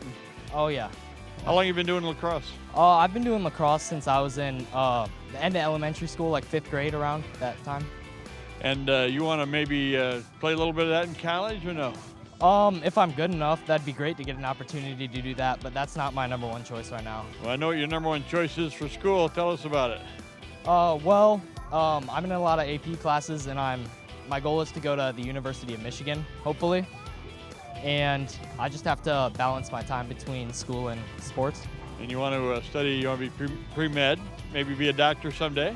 Yeah, something like that. Maybe an orthodontist or orthopedic surgeon, something like that. Well, that'd be great. We wish the best of luck with that. Give a shout out to the people that have been behind you all the way. I'd like to thank my parents, especially my dad for pushing me in math and my mom for pushing me in English. And then I'd like to thank my friends for helping me to get here too. Well, you got a nice group behind you, and they've done a good job. Congratulations. Thank you. All right, Logan Hutchko from Penn High School, our Student Athlete of the Week, and we get to turn this way and talk to a wonderful young lady, and she's from Elkhart High School. We're trying not to say Elkhart Central, Elkhart Memorial, but we really want to welcome you, Emily Anderson, and congratulations to you. Thank you so much. You're involved in a couple of sports as well. Tell us about them. I'm a senior volleyball player, and I also participate in track. And your track team's been doing pretty well, right? Yeah, I mean, unfortunately, due to COVID and safety reasons, it did get canceled. However, we're looking really forward to combining and having a super stacked team this year. So. And in the past, you've done well. Yeah, I made it to state in the 4x1 my sophomore year. We had a really talented group of girls that year. It was just so much fun to be a part of. That's terrific. Congratulations on that. Tell us about the other things you're involved with at Elkhart High School. I'm currently a member of the National Honor Society. I'm also vice president of student government for the class of 2021, as well as the school building itself. That leaves you about a half hour of personal time, right? Right. You really have to be disciplined about that. Talk about what it takes to get that done. It takes a lot of time management, especially being in multiple sports. You really have to know what you want and like sacrifice some things that you may want, but you want your success more. So you really just have to put your best foot forward in the things that you really want and strive for success. So. You're talking about Indiana University? Yeah, I'm planning on going there right now. I hope to study biology in the pre-med areas because I want to become an anesthesiologist. Wow. Well, you and Logan can get together and have your own practice then. Right. Hey, we want to spend a minute talking about special people in your life. I'd like to shout out my parents and my family, and then friends and coaches that have pushed me to be the best athlete I can be. Just thank you so much for helping me. Way to go. We wish you the best of luck at IU and in your future. Thank you so much. All right, Emily Anderson from Elkhart High School. And oh my goodness, here's another guy from Elkhart High School. And this is Vincent Ambrose. And Vincent, first of all, congratulations to you as well. There used to be 2 schools, and now there's 1. But we had 2 winners from Elkhart. Congratulations. Thank you, thank you. Talk about what it takes to get everything done. I mean, you're involved in baseball. That might be your best sport in the future. But football as well, so you're in the weight room. I mean, just so much time management. Oh yeah, weight rooms, it's a year-round thing, just like baseball. We kind of take a little time off with football, but football's done, we go right into it. Time management is a big thing. You don't always get to go out and hang out with your friends on Sundays. You have to get stuff done. Working out is a big thing about it, and you find a goal and you got to reach that goal. So there you go. I know you want to play baseball in college. You're Yes, not sure sir. exactly where yet, but somebody's going to get themselves a good midfielder, outfielder. catcher. Like I said, catcher. Is that right? Yes, sir. Good for you. And any idea where you'd like to go? Not yet. Just seeing all my options and gonna pick the best one. There you go. Want to ask you about the people that have been behind you all the way and helped you be successful. Obviously my family, all of them, my friends, our coaching staff came in as a freshman, so I have a really good relationship with them. All my teachers and everything, and especially Coach Kurth. I wish he could be here, but so. Well, he's always going to be here in Yep, one way or another. that's right. What a wonderful memory. I want to ask you real quick about getting the 2 schools together and the football team melding together. You guys have done a great job with that. Yeah, I mean, there has not been one problem. That first weight room session we had in the winter, I mean, it was kind of weird. We went to Memorial, I guess West, I'm sorry. Yeah. And we got in there. I mean, not a thing about Central, Memorial, anything. And we went in and went after it, and that's been like that ever since. It's been awesome to be a part of. Well, that's awesome. Congratulations on all the work that's being done there and what you've done in the classroom. Thank you. All right, Vincent Ambrose from Elkhart High School, one of our student athletes of the week, brought to you by TCU. TCU reminds you to go online at tcunet.com and find out how you can become a member today. We're back in just a moment with some halftime stats and highlights. You're watching the TV 46 High School Football Game of the Week.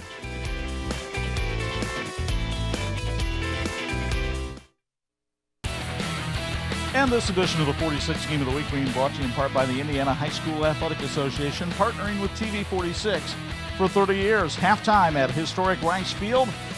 And high above the fray, it's Chuck and Bob with you on the halftime report brought to you by Lather and Faith. Partner, your thoughts on that first half? Well, it's just an outstanding effort by Wilfong throwing the football in the first half, and the receivers doing a great job. Johnson's been outstanding for Elkhart here in the first half. Penn, a little conservative. They turned the ball over almost in the end zone, and that really hurt them. And when you look at the time of possession, it's about even, but the points, quite a difference, 20-6 with Elkhart on top. We're not the only ones getting it through tight windows tonight. So have the quarterbacks. Let's show you how it got to be this way at Rice Field. Cameron Wilfon on play action found Tyron Mason. Ty Zahner drived all over him. Didn't matter. Lions get on the board at 6-0. Back comes Penn. Ron Paulus to Zach David for a key first down. And then Alec Hardrick is even and leaving on the left side. Look at the hustle by the official here, though. How about that? Great job. Tied at 6 as both teams missed the extra point. Then look at the touch by Wilfon on this pass to Derek Woods coming out of the backfield. That was good for 28 yards. First play of the second quarter. Wilfon up top to Donovan Johnson. Defensive back overruns it. Johnson doesn't. He's got the touchdown grab. 13-6 Elkhart. Penn is threatening, but Kenneth Dennis gets the interception in the end zone. Tried to run it out of there, and then look at Johnson put the moves on Zahner here to take it to the house. 20-6 Elkhart at the break, and the numbers would belie the fact that the Lions have dominated this one right now. Well, again, with the time of possession being about even, you'd say what happened? Well, you turned it over down by the other team's goal line. Rushing yards, Penn leads at 96-49, but passing yardage, 180 in the first half for Elkhart to just 47 for Penn, and 20 of those came on the last play of the first half. Total yards, 229 to 143. Not many penalties in this game, which really speaks to the fact that both teams mentally ready to play tonight. One turnover is a big one for Penn.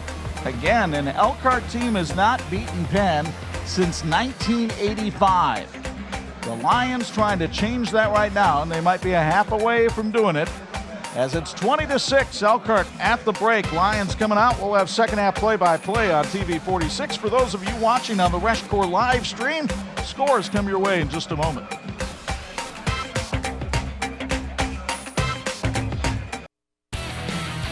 And this edition of the 46 Game of the Week being brought to you in part by Crown Trophy. They're nationally known and locally owned.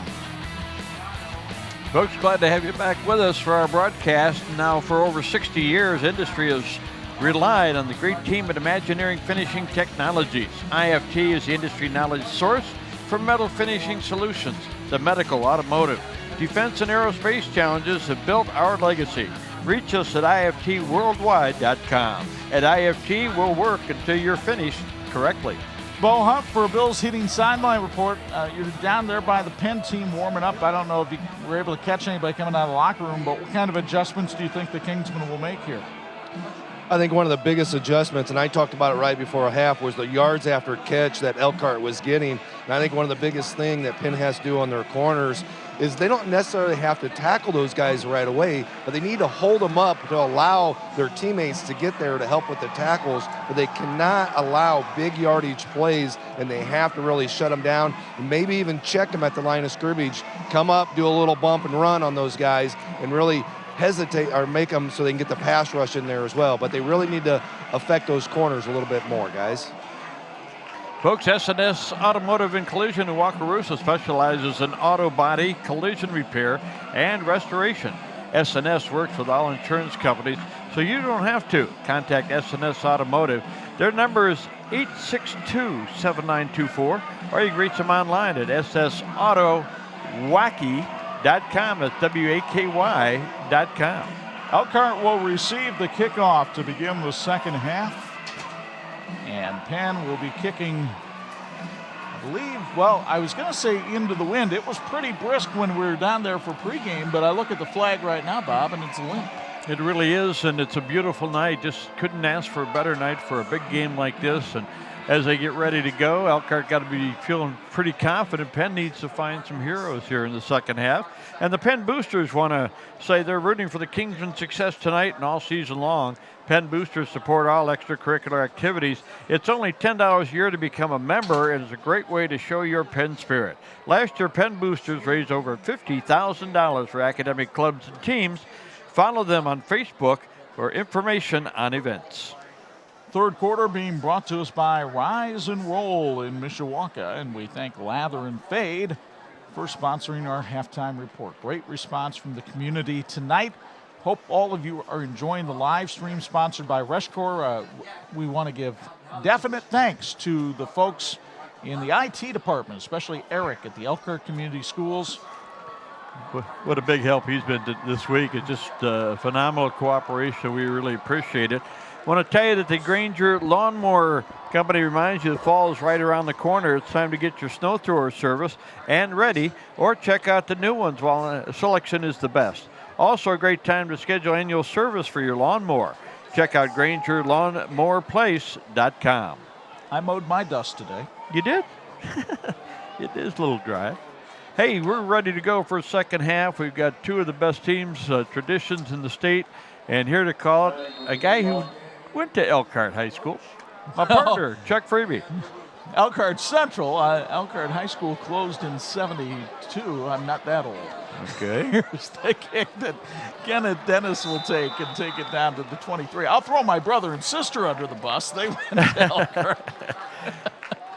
Well, here we go. I'll tell you what, that first 24 minutes really exciting, and just some big plays by both teams, and it'll be interesting to see how Elkhart does with the ball to start the second half. 1st and 10, and what a first half it was for Cameron Wiltfong. 13 of 17 throwing the ball, 3 touchdown passes.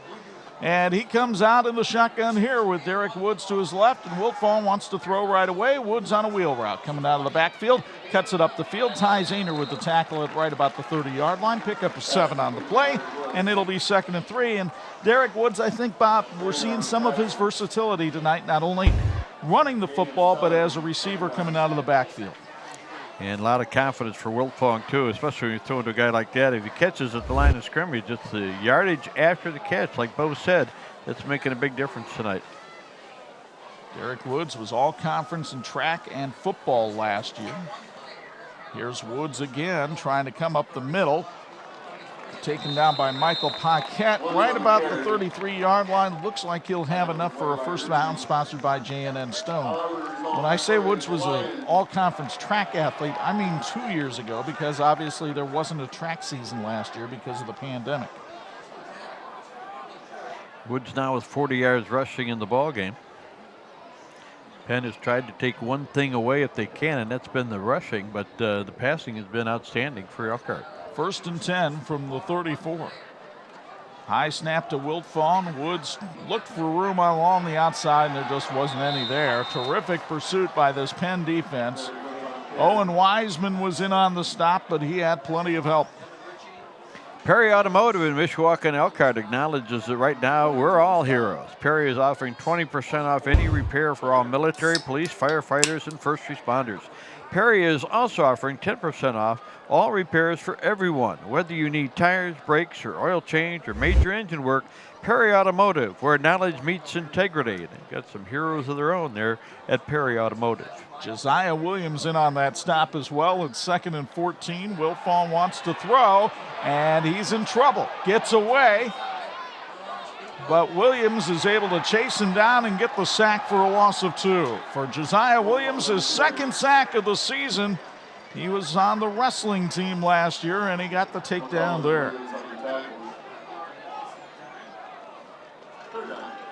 This Blazer offensive line has had its problems giving Wiltfong lots of time to throw. He's had to make some quick reads tonight, and when the quick read isn't there, he gets in trouble. Wiseman pressured him out, and Williams finished him off thanks to Aegis Dental Group for the replay. 3rd and 16. Wiltfong looks down the field, guns it out there. He was looking for Tyron Mason. It's incomplete. So the Penn defense able to hold and force Elkhart to punt. The punt will be sponsored by the Bristol Street Cafe as Graham Eli comes on to do the kicking. I'm thinking there was some discussion there at halftime, Chuck, about the fact that Elkhart was going to get the second half kickoff. We need to stop. And right now Penn got what they wanted, and they'll have the ball in pretty good field position, maybe back around their own 40. Nick Favilla is the deep man for Penn. A low snap. Eli's going to have to run around and maybe rugby style it out of there. He's looking to throw it down the field, and he overthrew his man, and Penn's going to get the ball. A flag is thrown on the play, and let's see what this is about. It's an illegal forward pass, or an ineligible man downfield, declined by Penn, and so Penn will get the ball at the Elkhart 29. Special teams were a concern for Josh Shattuck coming into this game, and they rear their ugly heads right here. Exactly what Penn needed coming out of that locker room. We need to stop, and they got a big play. So they'll take over at the Elkhart 29-yard line, 1st and 10. And let's see if Ron Paulus and company can cash in right here and get the Kingsmen right back in this football game. 3 receivers to the left of Paulus, and Hardrick is in the near slot.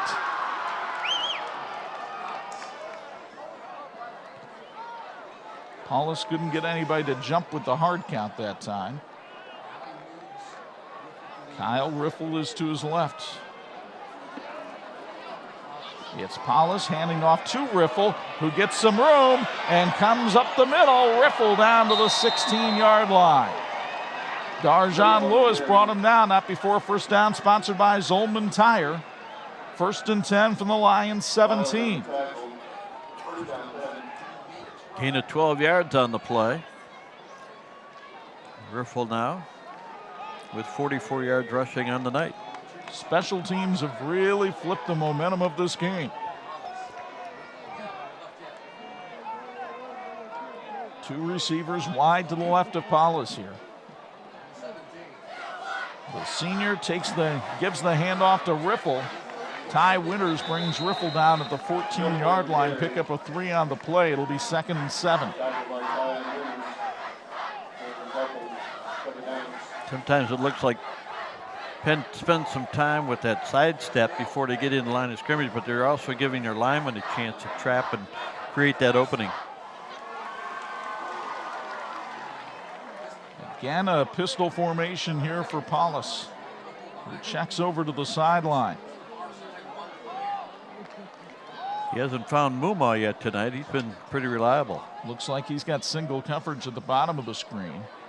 They'll pitch to Riffle, trying to come around the right side. Riffle headed to the end zone, all the way down to the 1. Kyle Riffle with a 14-yard pickup. And all of a sudden, Penn has a 1st and goal at the 1 with a first down, sponsored by Zolman Tire. Look at the blocking down here. Casey Schultz took his man way to the outside that time. Echartia saved the touchdown. Penn well over 100 yards rushing now in the ball game, which is what you would expect from their attack.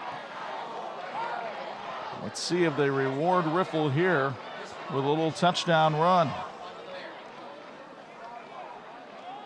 It is Riffle up the middle for the touchdown, and the Kingsmen are on the board, sponsored by Klein Custom Homes. So Kyle Riffle puts it in the end zone for the 2nd time this season. And just like that, Penn can pull within 7.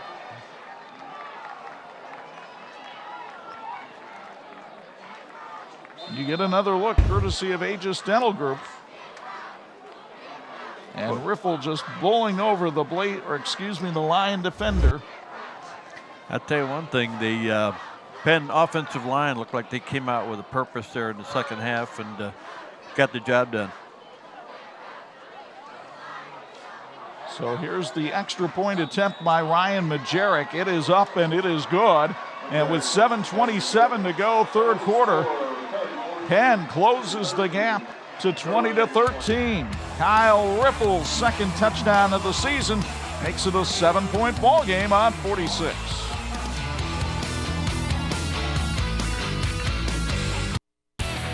In this edition of the TV 46 High School Football Game of the Week, being brought to you in part by Imagineering Finishing Technologies, IFT, where quality is a way of life.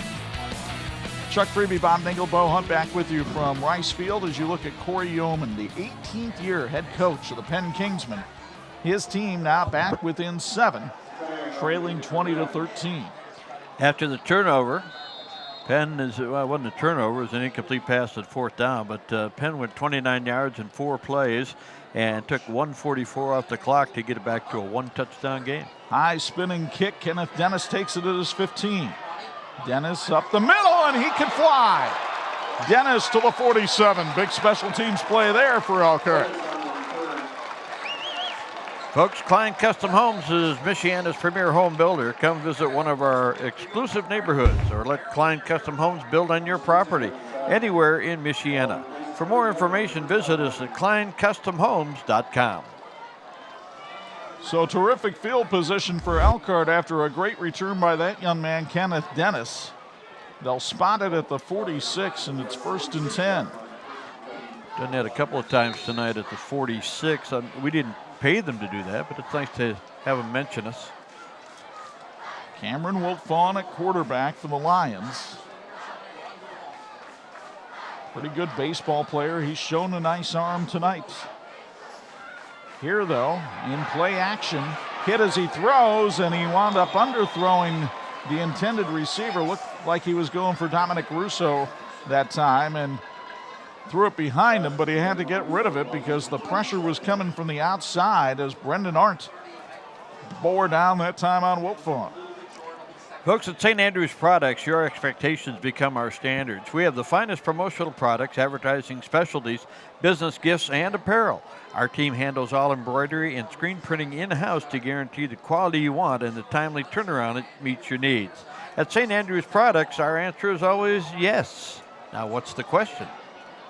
Derek Woods on the handoff up the middle, and Woods bursts forward for 9 yards short of the first down. It'll be 3rd and 1 from the Kingsman 45. 9 yards on a carry, pardon? One of the few times tonight he's been able to explode through a hole, and Elkhart wants to up the tempo on the offense. Woods takes the handoff. Can he get to the first down marker? No, he's run out of bounds by Zach Messer after a loss of 1. 4th down and decision time for Josh Shattuck. Coach Shattuck aware that momentum is trying to put on a white jersey right here, and big play call. And he just had a bad snap on a punt. So let's see what he tries to do here. They actually lost a couple of yards on that one. Back to the 48. It'll be 4th and 4. Well, if you have the quarterback kick from there, wouldn't have much of a return, but Wilfon is throwing, and Wilfon for Donovan Johnson too high. It's incomplete. Penn will get the ball at its own 48. And wow, has this one turned around in a hurry. Again, it's not a turnover, but it sure feels like one, doesn't it? Elkhart giving Penn terrific field position in the second half here. It's not quite plus territory, but it's awfully close. And the Elkhart crowd sits a little bit stunned right now at what's developing here in the second half. Corey Yeoman's team feeling it over on the other side right now. Paulus lines up in the pistol. He's actually had a fairly quiet night tonight. He's only thrown the ball 11 times. He's completed 6 of them. 3 to the left. Riffle to his right. And it's Riffle trying to go up the middle. Bounced off one tackler and another, and Riffle with some hard running to take it to the 47, a pickup of 5. TCU understands the importance of growing your future, whether you're growing your family, your square footage, or your business. TCU is here for you with financial solutions that will help you succeed. Visit TCUnet.com to start growing your future today. They're federally insured by the NCUA. They're an equal housing opportunity lender. Penn feels like it's got Elkhart back on its heels right now. They're coming right at him. Riffle trying to run away from Rodney McGraw, who chased him down after a pickup of 3. It'll be 3rd and 2. That's the first time, really, we've called McGraw's name tonight, the young man who's committed to Penn State. Well, he did block an extra point, I believe. Yes. Put on 25 pounds in the offseason, but clearly it didn't hurt his speed. He ran that running back down from behind. Well, they're looking for heroes on both sides right now, and we've got the stage set for an outstanding second half. 3rd and 2. Schultz in motion. It's Riffle up the middle. He's got the first down to the 40. First down sponsored by Zolman Tire, and Kyle Riffle with a solid 4-yard gain. And the all-conference running back who was Penn's first 1,000-yard rusher in 8 seasons last year, showing his presence again tonight. 75 yards rushing for Riffle now. 1st and 10 from the 39. Central was showing blitz. Now they back out of it. Or, excuse me, Elkhart. I'll get used to it, folks. Riffle. Ooh, he got met at the line of scrimmage that time. Big hit that time by Roderick Ballard, the linebacker, with help from Jalen Holmes.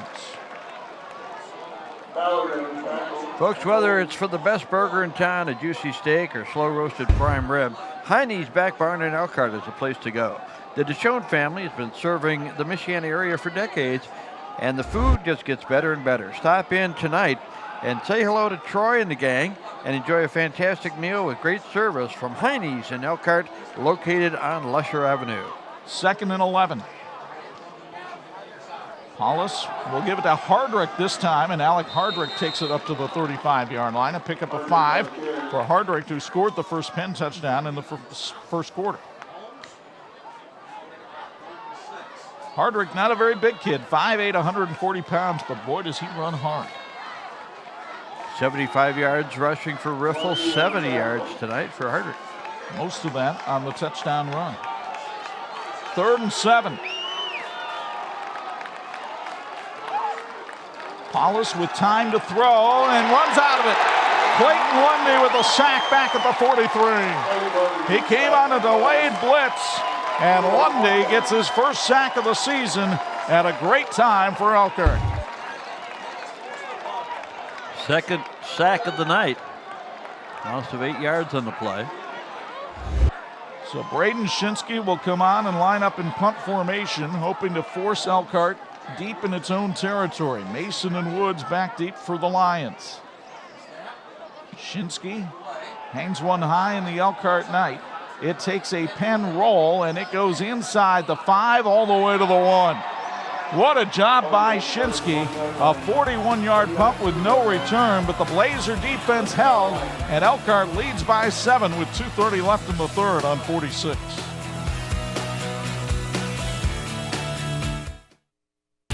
This edition of the 46 Game of the Week brought to you in part by Intera Credit Union. We get it because we live here too. 1st and 10 from its own 2. Wiltfong hands it off on a reverse to Tyron Mason, and did he get out of the end zone? Doesn't look like it. Oh, he barely did just get across the goal line. Now we have a late flag that comes in.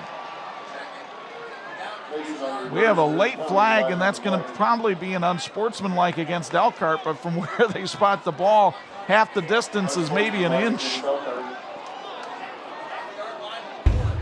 He barely got this ball out of the end zone right there. He is out. Was knocked backwards that time by Zach Hoskins, the safety, but he did get out.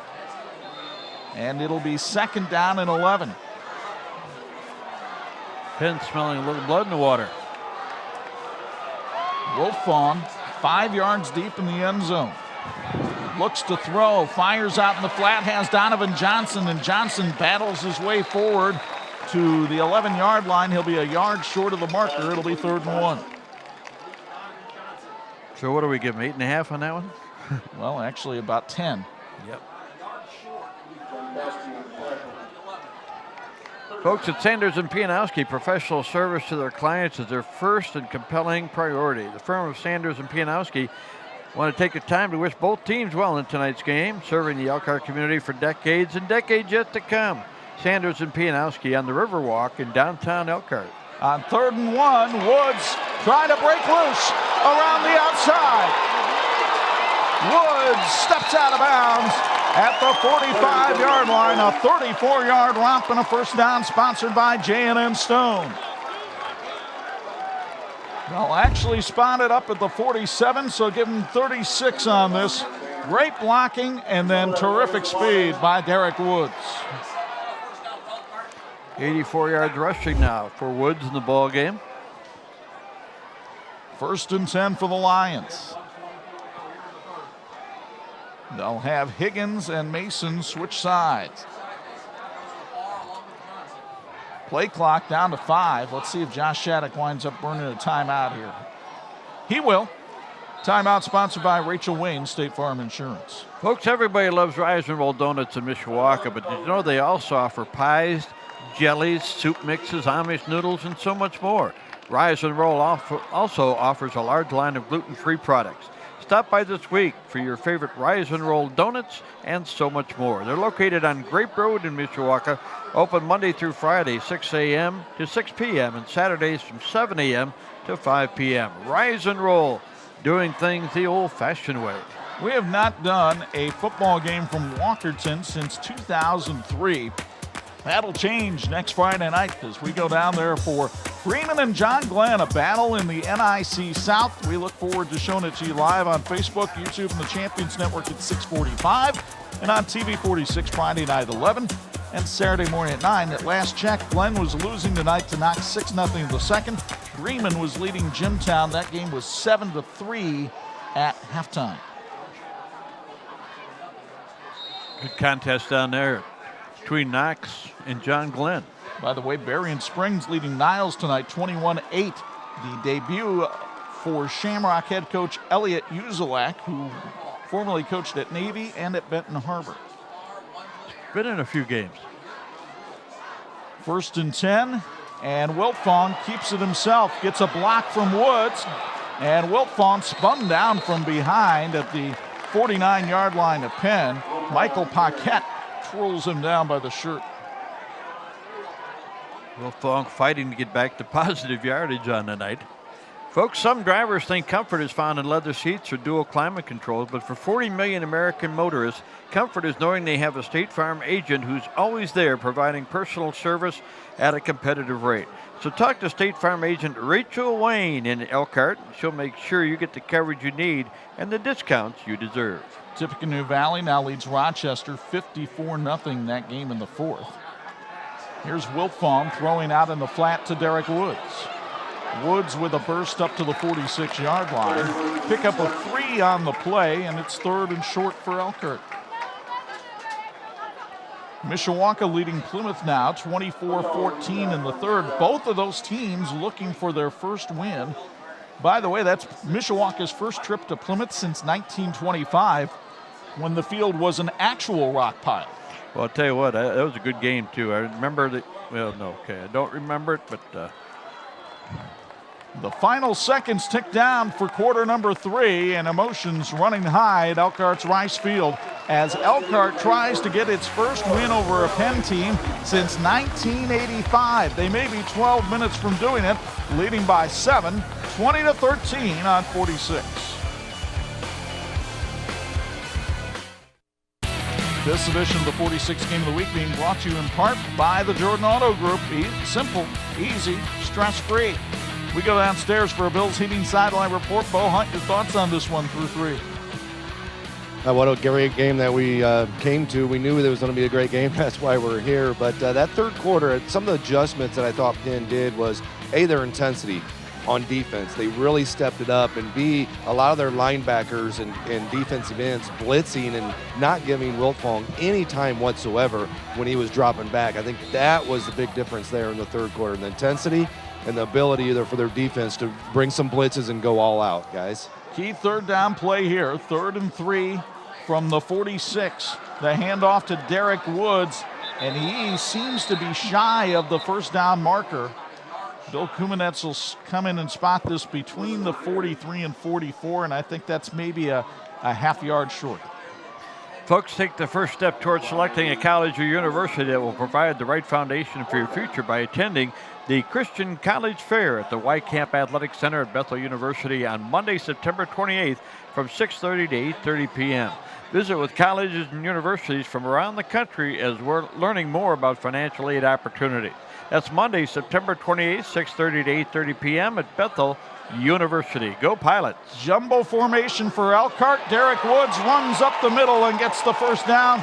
He's still on his feet to the 31. First down sponsored by J&M Stone. Woods with the double bicep flex as he comes up after the 12-yard run. They ran a new formation out there on the field, and Elkhart was able to take advantage of it here. Great movement. Jacob Summer had a huge block there.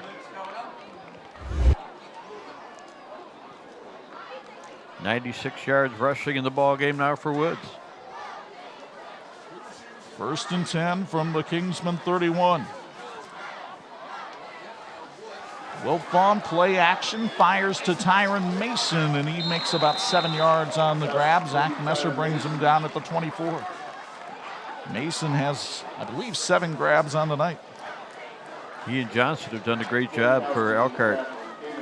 And Elkhart 16 out of 21 passing tonight and 197 yards. So pretty good balance. Spotted at the 25. It'll be 2nd and 4.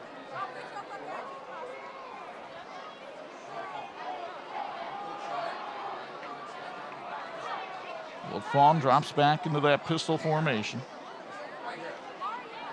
Fakes to Woods over the middle. Russo with the catch down to the 8. First down sponsored by J&N Stone.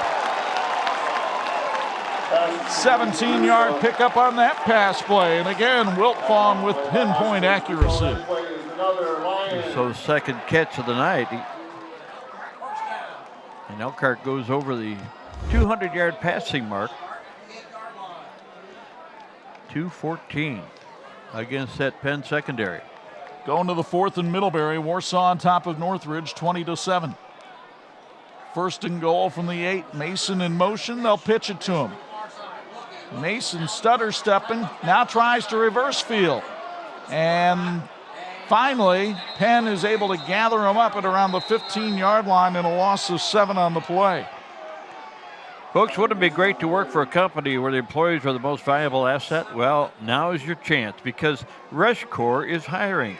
They have production positions available in a team-driven environment with excellent benefits that include medical, dental, and 401k plan. Working for this steadily growing company isn't a job, it's a career. To learn more about joining the ReshCorps family, visit ReshCorps, that's RESCHCOR.com. A false start was called against Elkhart, but obviously Penn will take the play here. Now they wave it off. I think we've had about 5 penalties called tonight, but 2 of them have been turned down. Wiltfong looking over to the sidelines. You may see the towels behind Josh Shattuck. It's not to keep teams from stealing signals, so it's easier for Wiltfong to find Shattuck when he's looking for the signals. 2nd and goal. Wiltfong steps up, fires, and put it through the hands of Danye Higgins. A little bit behind him that time. But Higgins could not make the grab. It'll be 3rd and goal. Wiltfong really stepped into that throw that time. And that's a ball that Higgins should probably catch. 17 out of 23 for Wiltfong tonight. And there have been a couple of drops in there. 3rd and goal from the 15. Flag thrown as this one gets underway. Wiltfong will tuck it in and try to run it up the field and get to the 10-yard line. Illegal motion called against Elkhart. And the decision here for Corey Yeoman, do you take the penalty and push them back to the 20? Do you take the play and take the chance that Elkhart might kick a field goal? 3rd penalty of Elkhart on Elkhart tonight for a total of 11 yards if it's accepted by Penn. While they talk it over, I'll tell you that the Galley in Mishawaka and Elkhart, great places for an evening out or to meet up for a football game. They have trivia on Tuesdays, plenty of TVs along with family dining areas and banquet areas. They're also available. Check out the Galley in Mishawaka and Elkhart. So it'll be 4th down, and Rodney Gates will come on to try a 28-yard field goal, not much longer than an extra point. And he's 2 for 3 on PATs tonight. The snap is good. The kick is blocked. Ball rolling around, and Penn will recover it at the 14-yard line. So a blocked field goal by Penn keeps them within 7 with 8:22 to go. Chuck, that amazing how things even up in the course of a game. Penn turned the ball over down near the end zone, and Elkhart pretty close to pay dirt at the 1-yard line, couldn't get it in. Ty Zahner with the block that time for Penn. And so the Kingsmen will take over at their own 15-yard line, trailing by 7 with 8:22 to go. Ron Paulus trots on to the field. Folks, if you're a foodie, check out Tradewinds Family Restaurants in Mishawaka and Elkhart. Great food for breakfast, lunch, or dinner. Dine in, carry out, also available. Tradewinds Family Restaurant, delicious food at a fair price. Riffle, the running back behind Paulus. And the pitch to Riffle. And Riffle is met in the backfield on a beautiful open field tackle by Graham Eli, a loss of 5. Eli, the 3-sport athlete, comes up with a big hit. 2nd and 15. Boy, these defenses for both teams have really come on in the second half. Folks, Zolman's Best Tire Auto Care, 6 locations in Michiana for all your auto care needs. For a bigger job, financing is available. You can schedule your service and shop for tires online.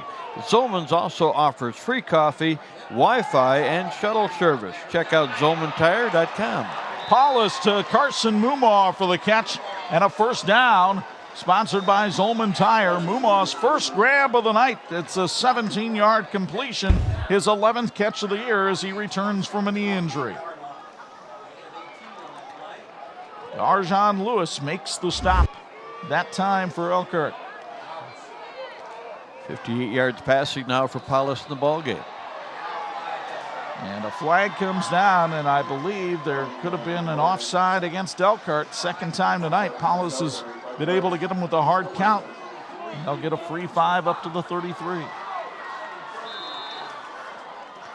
So that's 16 yards on 4 penalties now for Elkhart. Still a pretty solid night. Penn has 1 penalty for 15 yards. Riffle lines up behind Paulus. Pitch to Riffle, trying to go around the outside. He's got more room this time. And Riffle takes it forward for the first down on a pickup of 6. First down sponsored by Zolman Tire. Riffle committed to go to Hillsdale College for football. Has a great work ethic.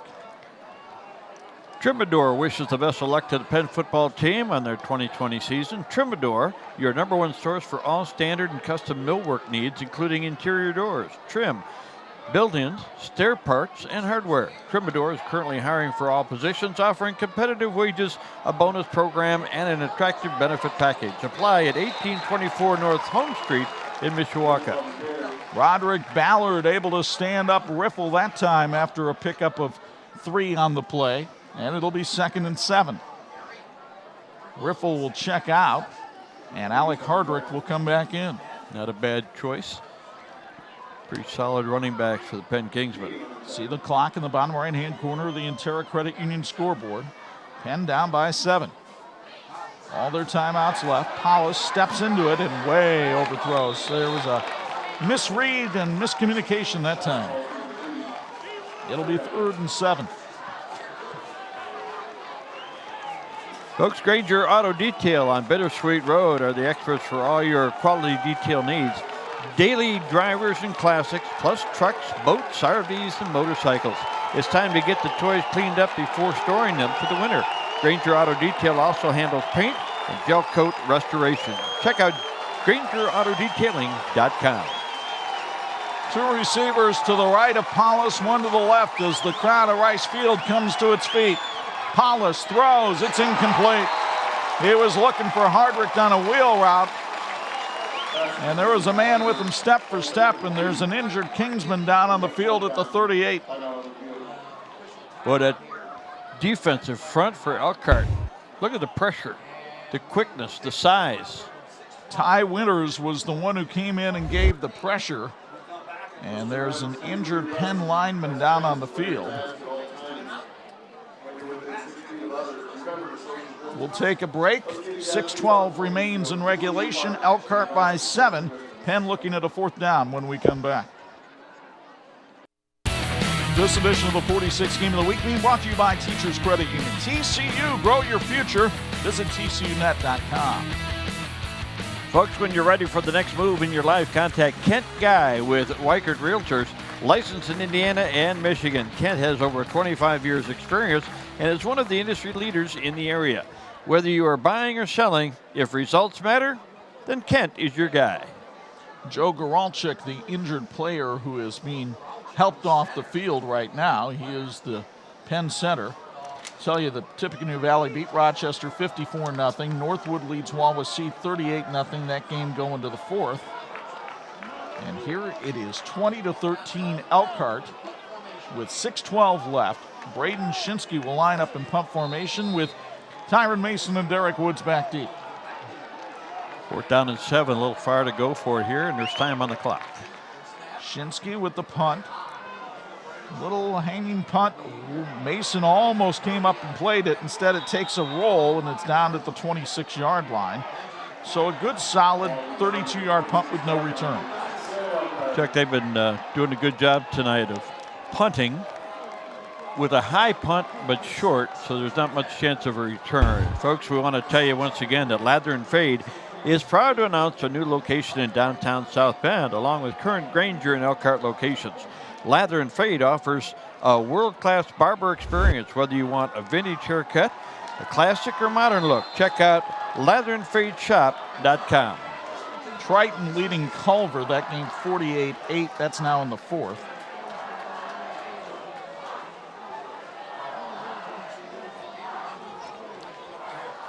Here's the handoff.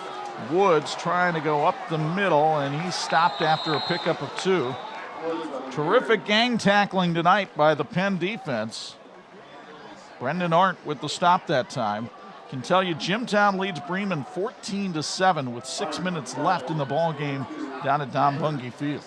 It's a dandy. Here, a big game in the NIC North.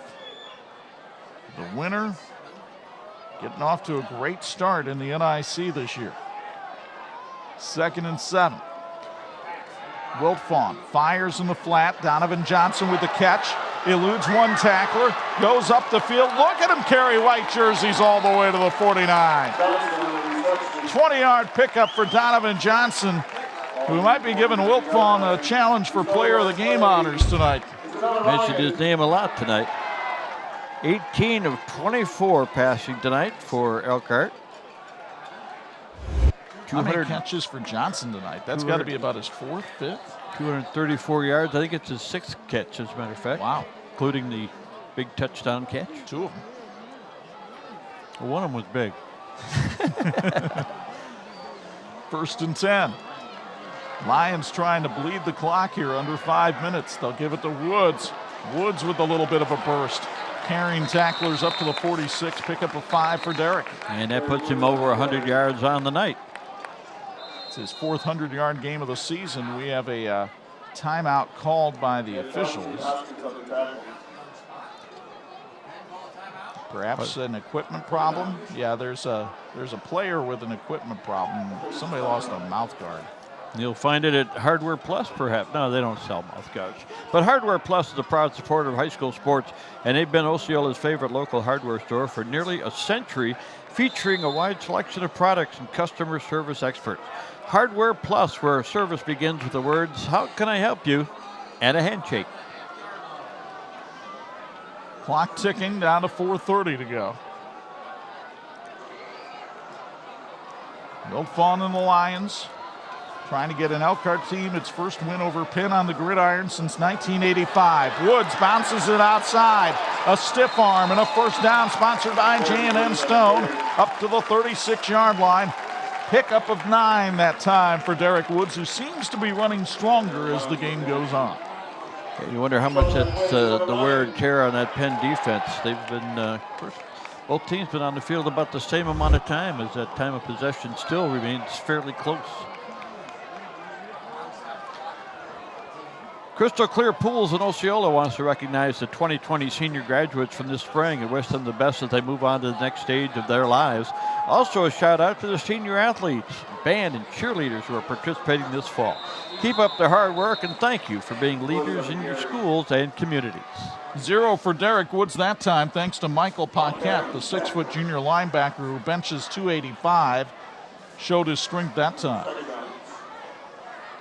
Chuck, we talked at halftime about both teams needing heroes, and Penn looking for one on defense right now to try to get a stop. There's still plenty of time for the Kingsmen to come back, but they got to have the football. You also get the sense that Elkhart may be one big play from putting this one away. It's Wiltfong firing, and it's intercepted. Ty Zahner with the pick. And look out, Zahner running away from people. Zahner runs out of bounds at the 34-yard, 33-yard line. And a pick, the 5th interception thrown by Wiltfong this season, puts Penn back in business. You know, Wiltfong got beat earlier on a touchdown reception, and here he comes back and makes the big play for Penn. So Ty Zahner with the interception. That's his second of the year. And Josh Shattuck trying to get the officials' attention. He wants to take a timeout and settle his team down. Timeout sponsored by Rachel Wayne State Farm Insurance. For the finest in casual dining, look no further than the Bristol Street Cafe, located at 500 West Bristol Street in Elkhart, serving outstanding hearty breakfast and daily lunch specials until 2 p.m. The Bristol Street Cafe is a proud sponsor of Elkhart High School athletics. Corey Yeoman looking on. He has never lost to an Elkhart team in his tenure as the Penn head coach. Cody French trying to set up his defense over on the near side. Elkhart with a 20-13 lead. They have not trailed in this game. Penn was tied at 6-6. Elkhart had a 20-6 lead at halftime. Now it's a 7-point ball game. Chuck, you got to wonder if Penn were to get on the board. Do you go for two? You go for the win in regulation, you play for overtime. Well, first you got to get there. Exactly right. Well, first you had to get the ball. And they did that. Yep. 3:21 left, 3 timeouts remaining. Ron Paulus in the shotgun. Lundy showing blitz. Paulus wants to throw, and he overthrew Mumaw, but he had to get rid of it because Lundy got there in a hurry, and Rodney McGraw made him throw it high. If they complete that one, Mumaw might have been able to take it to the house. 7 out of 15 on the night for Paulus. 2nd and 10.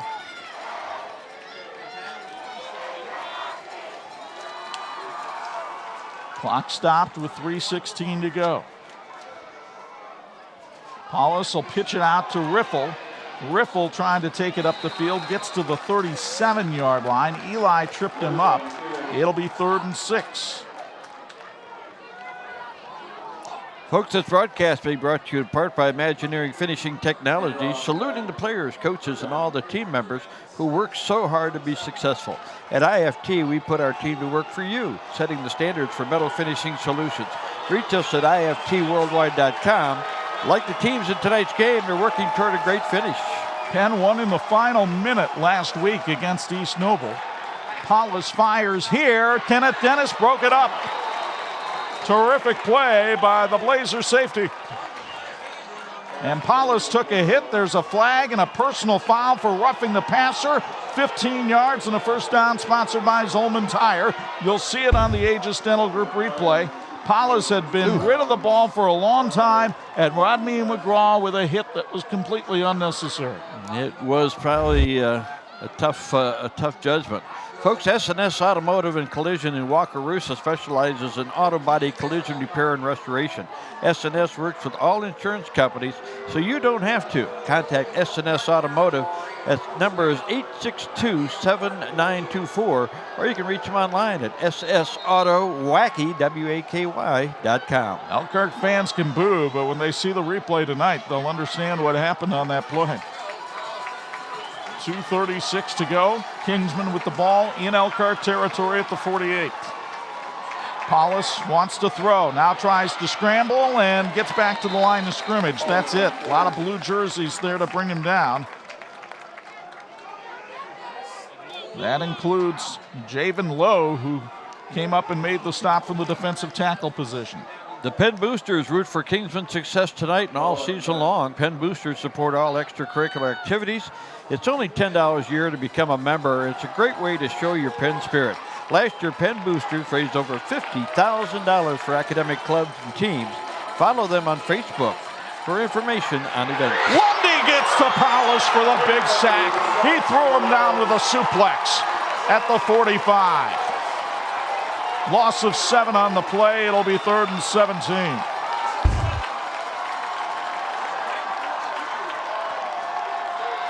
Defensive heroes tonight. Big blitz there by Lundy, who's been showing it on just about every play.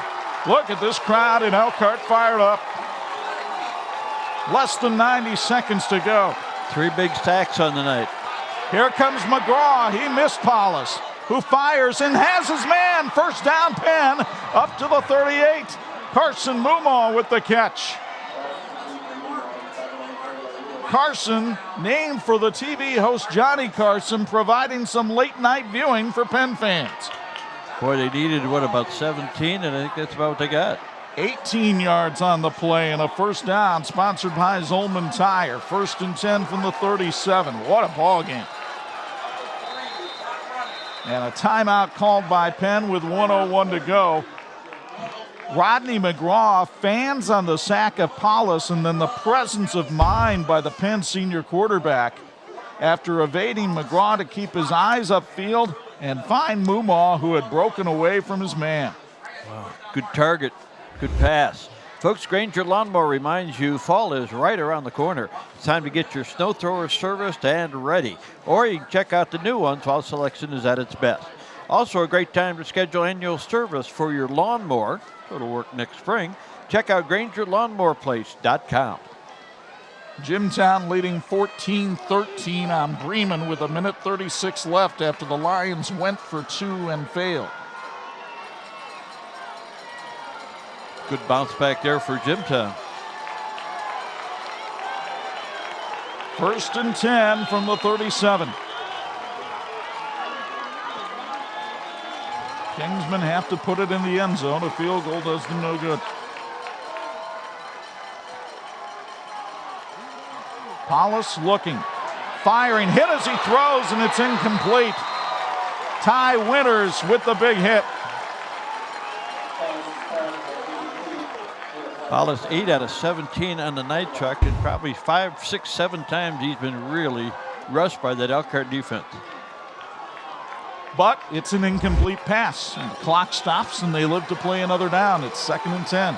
Perry Automotive in Mishawaka and Elkhart acknowledges that right now we're all heroes. Perry is offering 20% off any repair for all military, police, firefighters, and first responders. Perry is also offering 10% off all repairs for everyone. Whether you need tires, brakes, or an oil change, or major engine work, Perry Automotive, where knowledge meets integrity. Paulus to Casey Schultz for 8 yards to set up 3rd and 2. Clock still ticking. Penn with 2 timeouts left. A little surprised they didn't use one there. They're to the 29. Low snap. Paulus scoops it up with time over the middle, incomplete. He wanted the tight end again and threw into double coverage. It's 4th and 2, and the ball game on the line.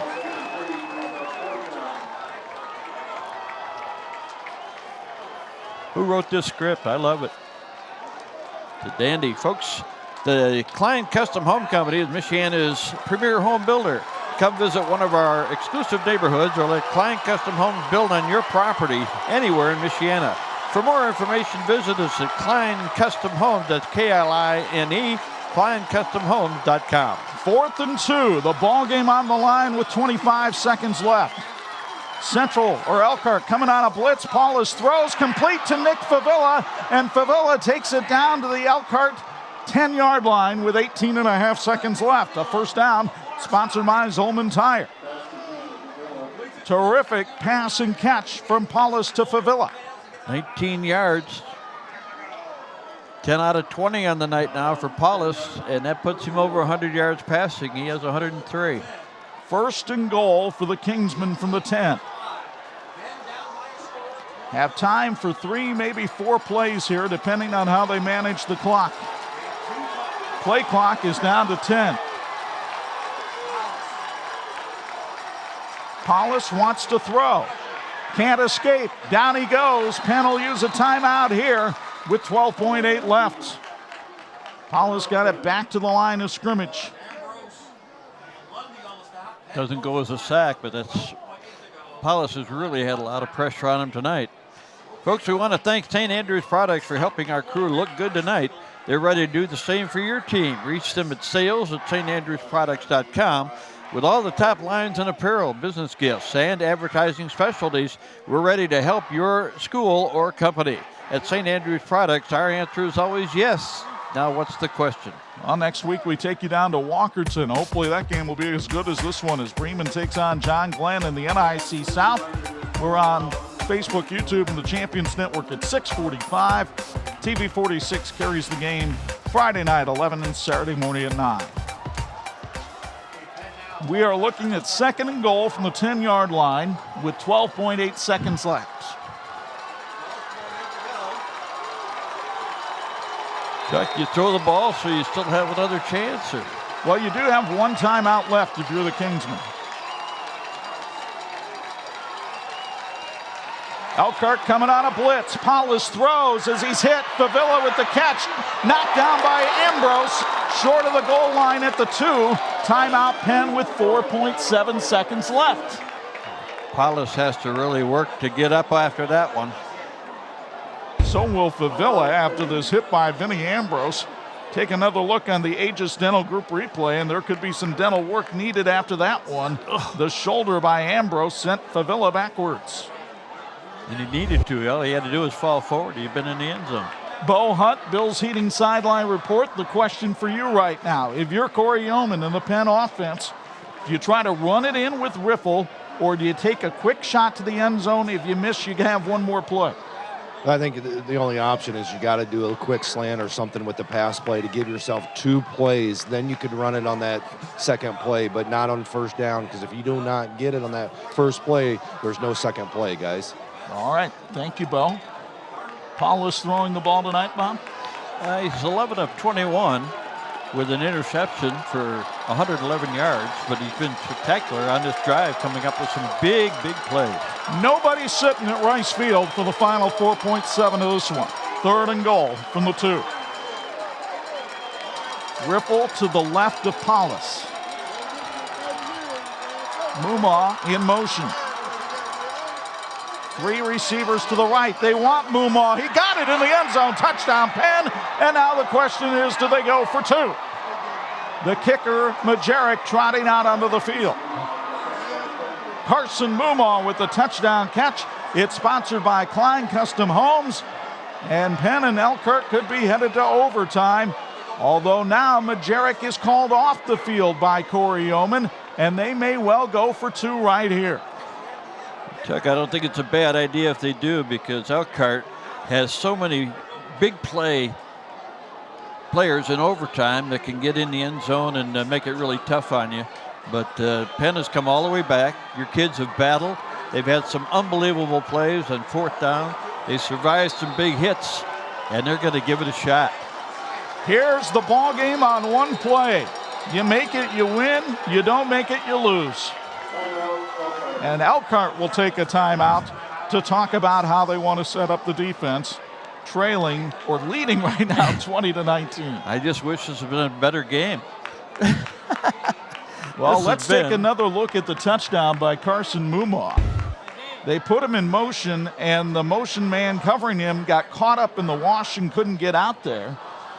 And it was an easy touchdown that time. And would you go back to that play right here? Well, you might. I just wondered if that play resembled the one that Notre Dame had called back one time against Florida State. So I don't know if there was a pick in there or what it was, but it was very effective.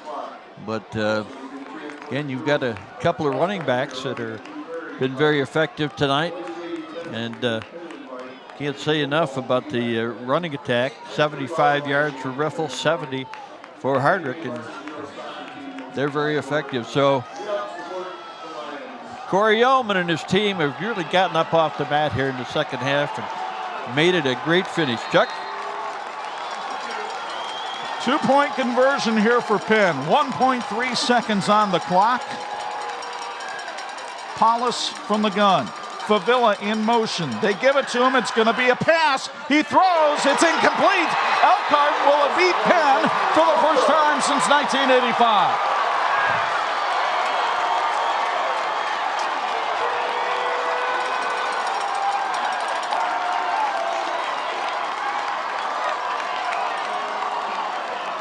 They tried an end-around pass with Nick Favilla, who was the quarterback last year when Paulus got hurt.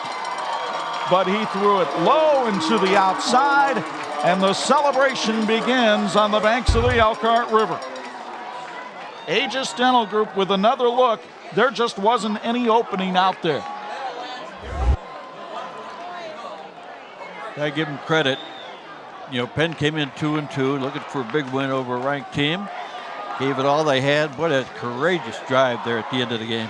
By the way, these two teams are in the same sectional in Class 6A. So this may not be the only time they meet this year. Big, big win for Elkhart. And the stakes will be a little bit higher if and when they do play again in 2020. Well, I'll tell you what, if Ron Paulus Jr. can play an entire game like he did in the fourth quarter, he came up with some big, big throws, some big receptions, great runs after the catches. And, you think about Penn turning the ball over in the end zone when it looked like they were going to score, and then Elkhart doing the same thing when it looked like they were going to score. And just every aspect of this game has brought it back to what it is, a one-point game. So now Penn here on the onside kick has to look for a way that they can do the onside kick where they recover it and run it all the way in. I've seen that happen before, but let's face it doesn't happen often. No, and you don't want a penalty here. And Elkhart has its hands team out to try to finish this one off. Line drive kick will go out of bounds, and now all the Lions have to do is take a snap and fall on the football, and they'll have their cherished win over the Penn Kingsmen. Well, I like the idea right there. There's no return and no time off the clock. So Elkhart has to snap the ball. And it shouldn't be a problem, but it's the one chance that Penn had maybe to, well, they're not going to pass the ball. There's not going to be an interception, so they hoping for a mistake from Elkhart. But right now they're going to have about 9 guys in that box. Look at there. A year ago, Elkhart Central came so close, losing to the Kingsmen by 2. And now a unified Elkhart team putting the teams from Memorial and Central together, managed to do what no Elkhart squad has done in 35 years. Cameron Wiltfong takes the final snap, and Elkhart has beaten Penn by a count of 20-19. A lot to talk about on our S&S Automotive and Collision post-game show, including our Trade Winds Player of the Game and our The Galley from Mishawaka and Elkhart Play of the Game. It all comes your way next on the 46 Game of the Week. Thanks for watching the WHME TV 46 High School Football Game of the Week. Brought to you by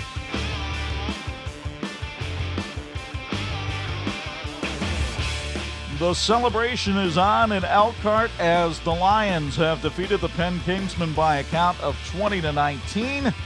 The first victory by a football team from the city of Elkhart over Penn in 35 years. Kingsmen headed to the locker room disappointed, but Bob Nagel, what a football game we had the pleasure of seeing here tonight at Rice Field. It really was everything we had hoped it would be, and again, it meant so much to Elkhart because Penn has such a great tradition, and they have such a great program and a wonderful head coach in Corey Yeoman. You had nothing to be disappointed about other than the final score tonight, and they'll probably get a chance to meet again. So it was a magnificent night, a lot of big plays on both sides, and all the heroes that we talked about before the game really came to fruition in our coverage. And I tell you what, Muma second half had 4 big catches, and Ron Paulus Jr. led his team down the field when he had to. They got a chance, 2-point conversion. Just didn't go tonight, but congratulations to Elkhart. Trade Winds of Mishawaka and Elkhart sponsor our player of the game tonight, and he is standing by down on the field with Bo Hunt. Standing by with our player of the game, Cameron Wiltfong, over 230 yards passing, 3 touchdowns tonight. Victory over Penn, the first time in 35 years. Just talk about this victory. This victory is huge for us. You know, we haven't beat them in forever, and especially in the first year we merged, and we know they're a good team, and we just came out and got it done. Talk about that merger, you guys coming together. It's got to be tough when you got starters at Memorial, starters at Central, and just coming together, and how Coach brought you guys together. It was tough. I mean, there was a lot of fighting for each job, but everybody bonded well, and we've turned out great so far. Competition's always good for the go to the team and everything, and so maybe coming together, that gave you guys that edge. It did. It sure did. I believe it did. You guys have had some tough matchups coming, or that started out, and you guys have been able to overcome all them, undefeated at this point. Where do you see you guys going this year? I can't tell right now, but I mean, I just keep going week by week. Hopefully it turns out great. Now this Penn team is going to be in your sectional as well. Just thoughts of them moving forward. Tough team. They're a very tough team. Always have been, always will. Hey, congratulations on being our player of the game. Best of luck to you guys. Thank you very much. All right, back to you guys. That parking lot might be a little crowded because nobody could leave early from this one tonight. The game boiled down to the final second, actually. And our play of the game, brought to you by the Galley of Mishawaka and Elkhart, is the two-point conversion attempt that basically decided the football game. And the defense stepped up big for Elkhart, didn't give him anybody to throw to. I kind of like the play call because Favilla has been a quarterback, and he does throw the ball well. Couldn't get any running room around the outside because of Vinny Ambrose, and then terrific coverage in the end zone, and the celebration on right there as they didn't give Favilla anybody to throw to, and Elkhart walks out of here with a 20-19 win, and they'll be talking about this one in the City with a Heart for a long time, but they can't get too sassy about it because the NIC North still is a very competitive league, and they've had a game with Marion in about 3 weeks that looms very large. Marion rolled with another big win tonight over a good Adams team, so that should be a dandy. But, one of the things that you got to do is take your hat off to both schools and both coaches and both staffs. Just did a great job in preparation. The young men came out and played the best they could, not very many penalties, only a turnover apiece for each team, and it was just a magnificent high school football game, and we're so grateful that we're playing football, and have a game like this was just great. And our hat goes off to our TV46 crew, which helped bring you this one under the guidance of our production manager, the diminutive Dean Corsmo, who was doing all kinds of jobs today. Just 4. I don't know what he's complaining about. Tom Ward and Jed Duvik on audio, Thomas Tahar on graphics. Reminder that next week we are down in Walkerton, where John Glenn will battle Bremen in a key NIC South matchup. We'll be on the air at 6:45 on Facebook, YouTube, and the IHSA Champions Network, and then show it to you Friday night at 11 and Saturday morning at 9 on TV 46. And don't forget, Big Ten football on Pulse FM just around the corner. It'll kick off in about a month. Now from our Hall of Fame broadcast partners, Bob Nagel and Bo Hunt, it's Chuck Freeby. Once again, the final. Elkhart 20, Penn 19. So long from the banks of the mighty Elkhart.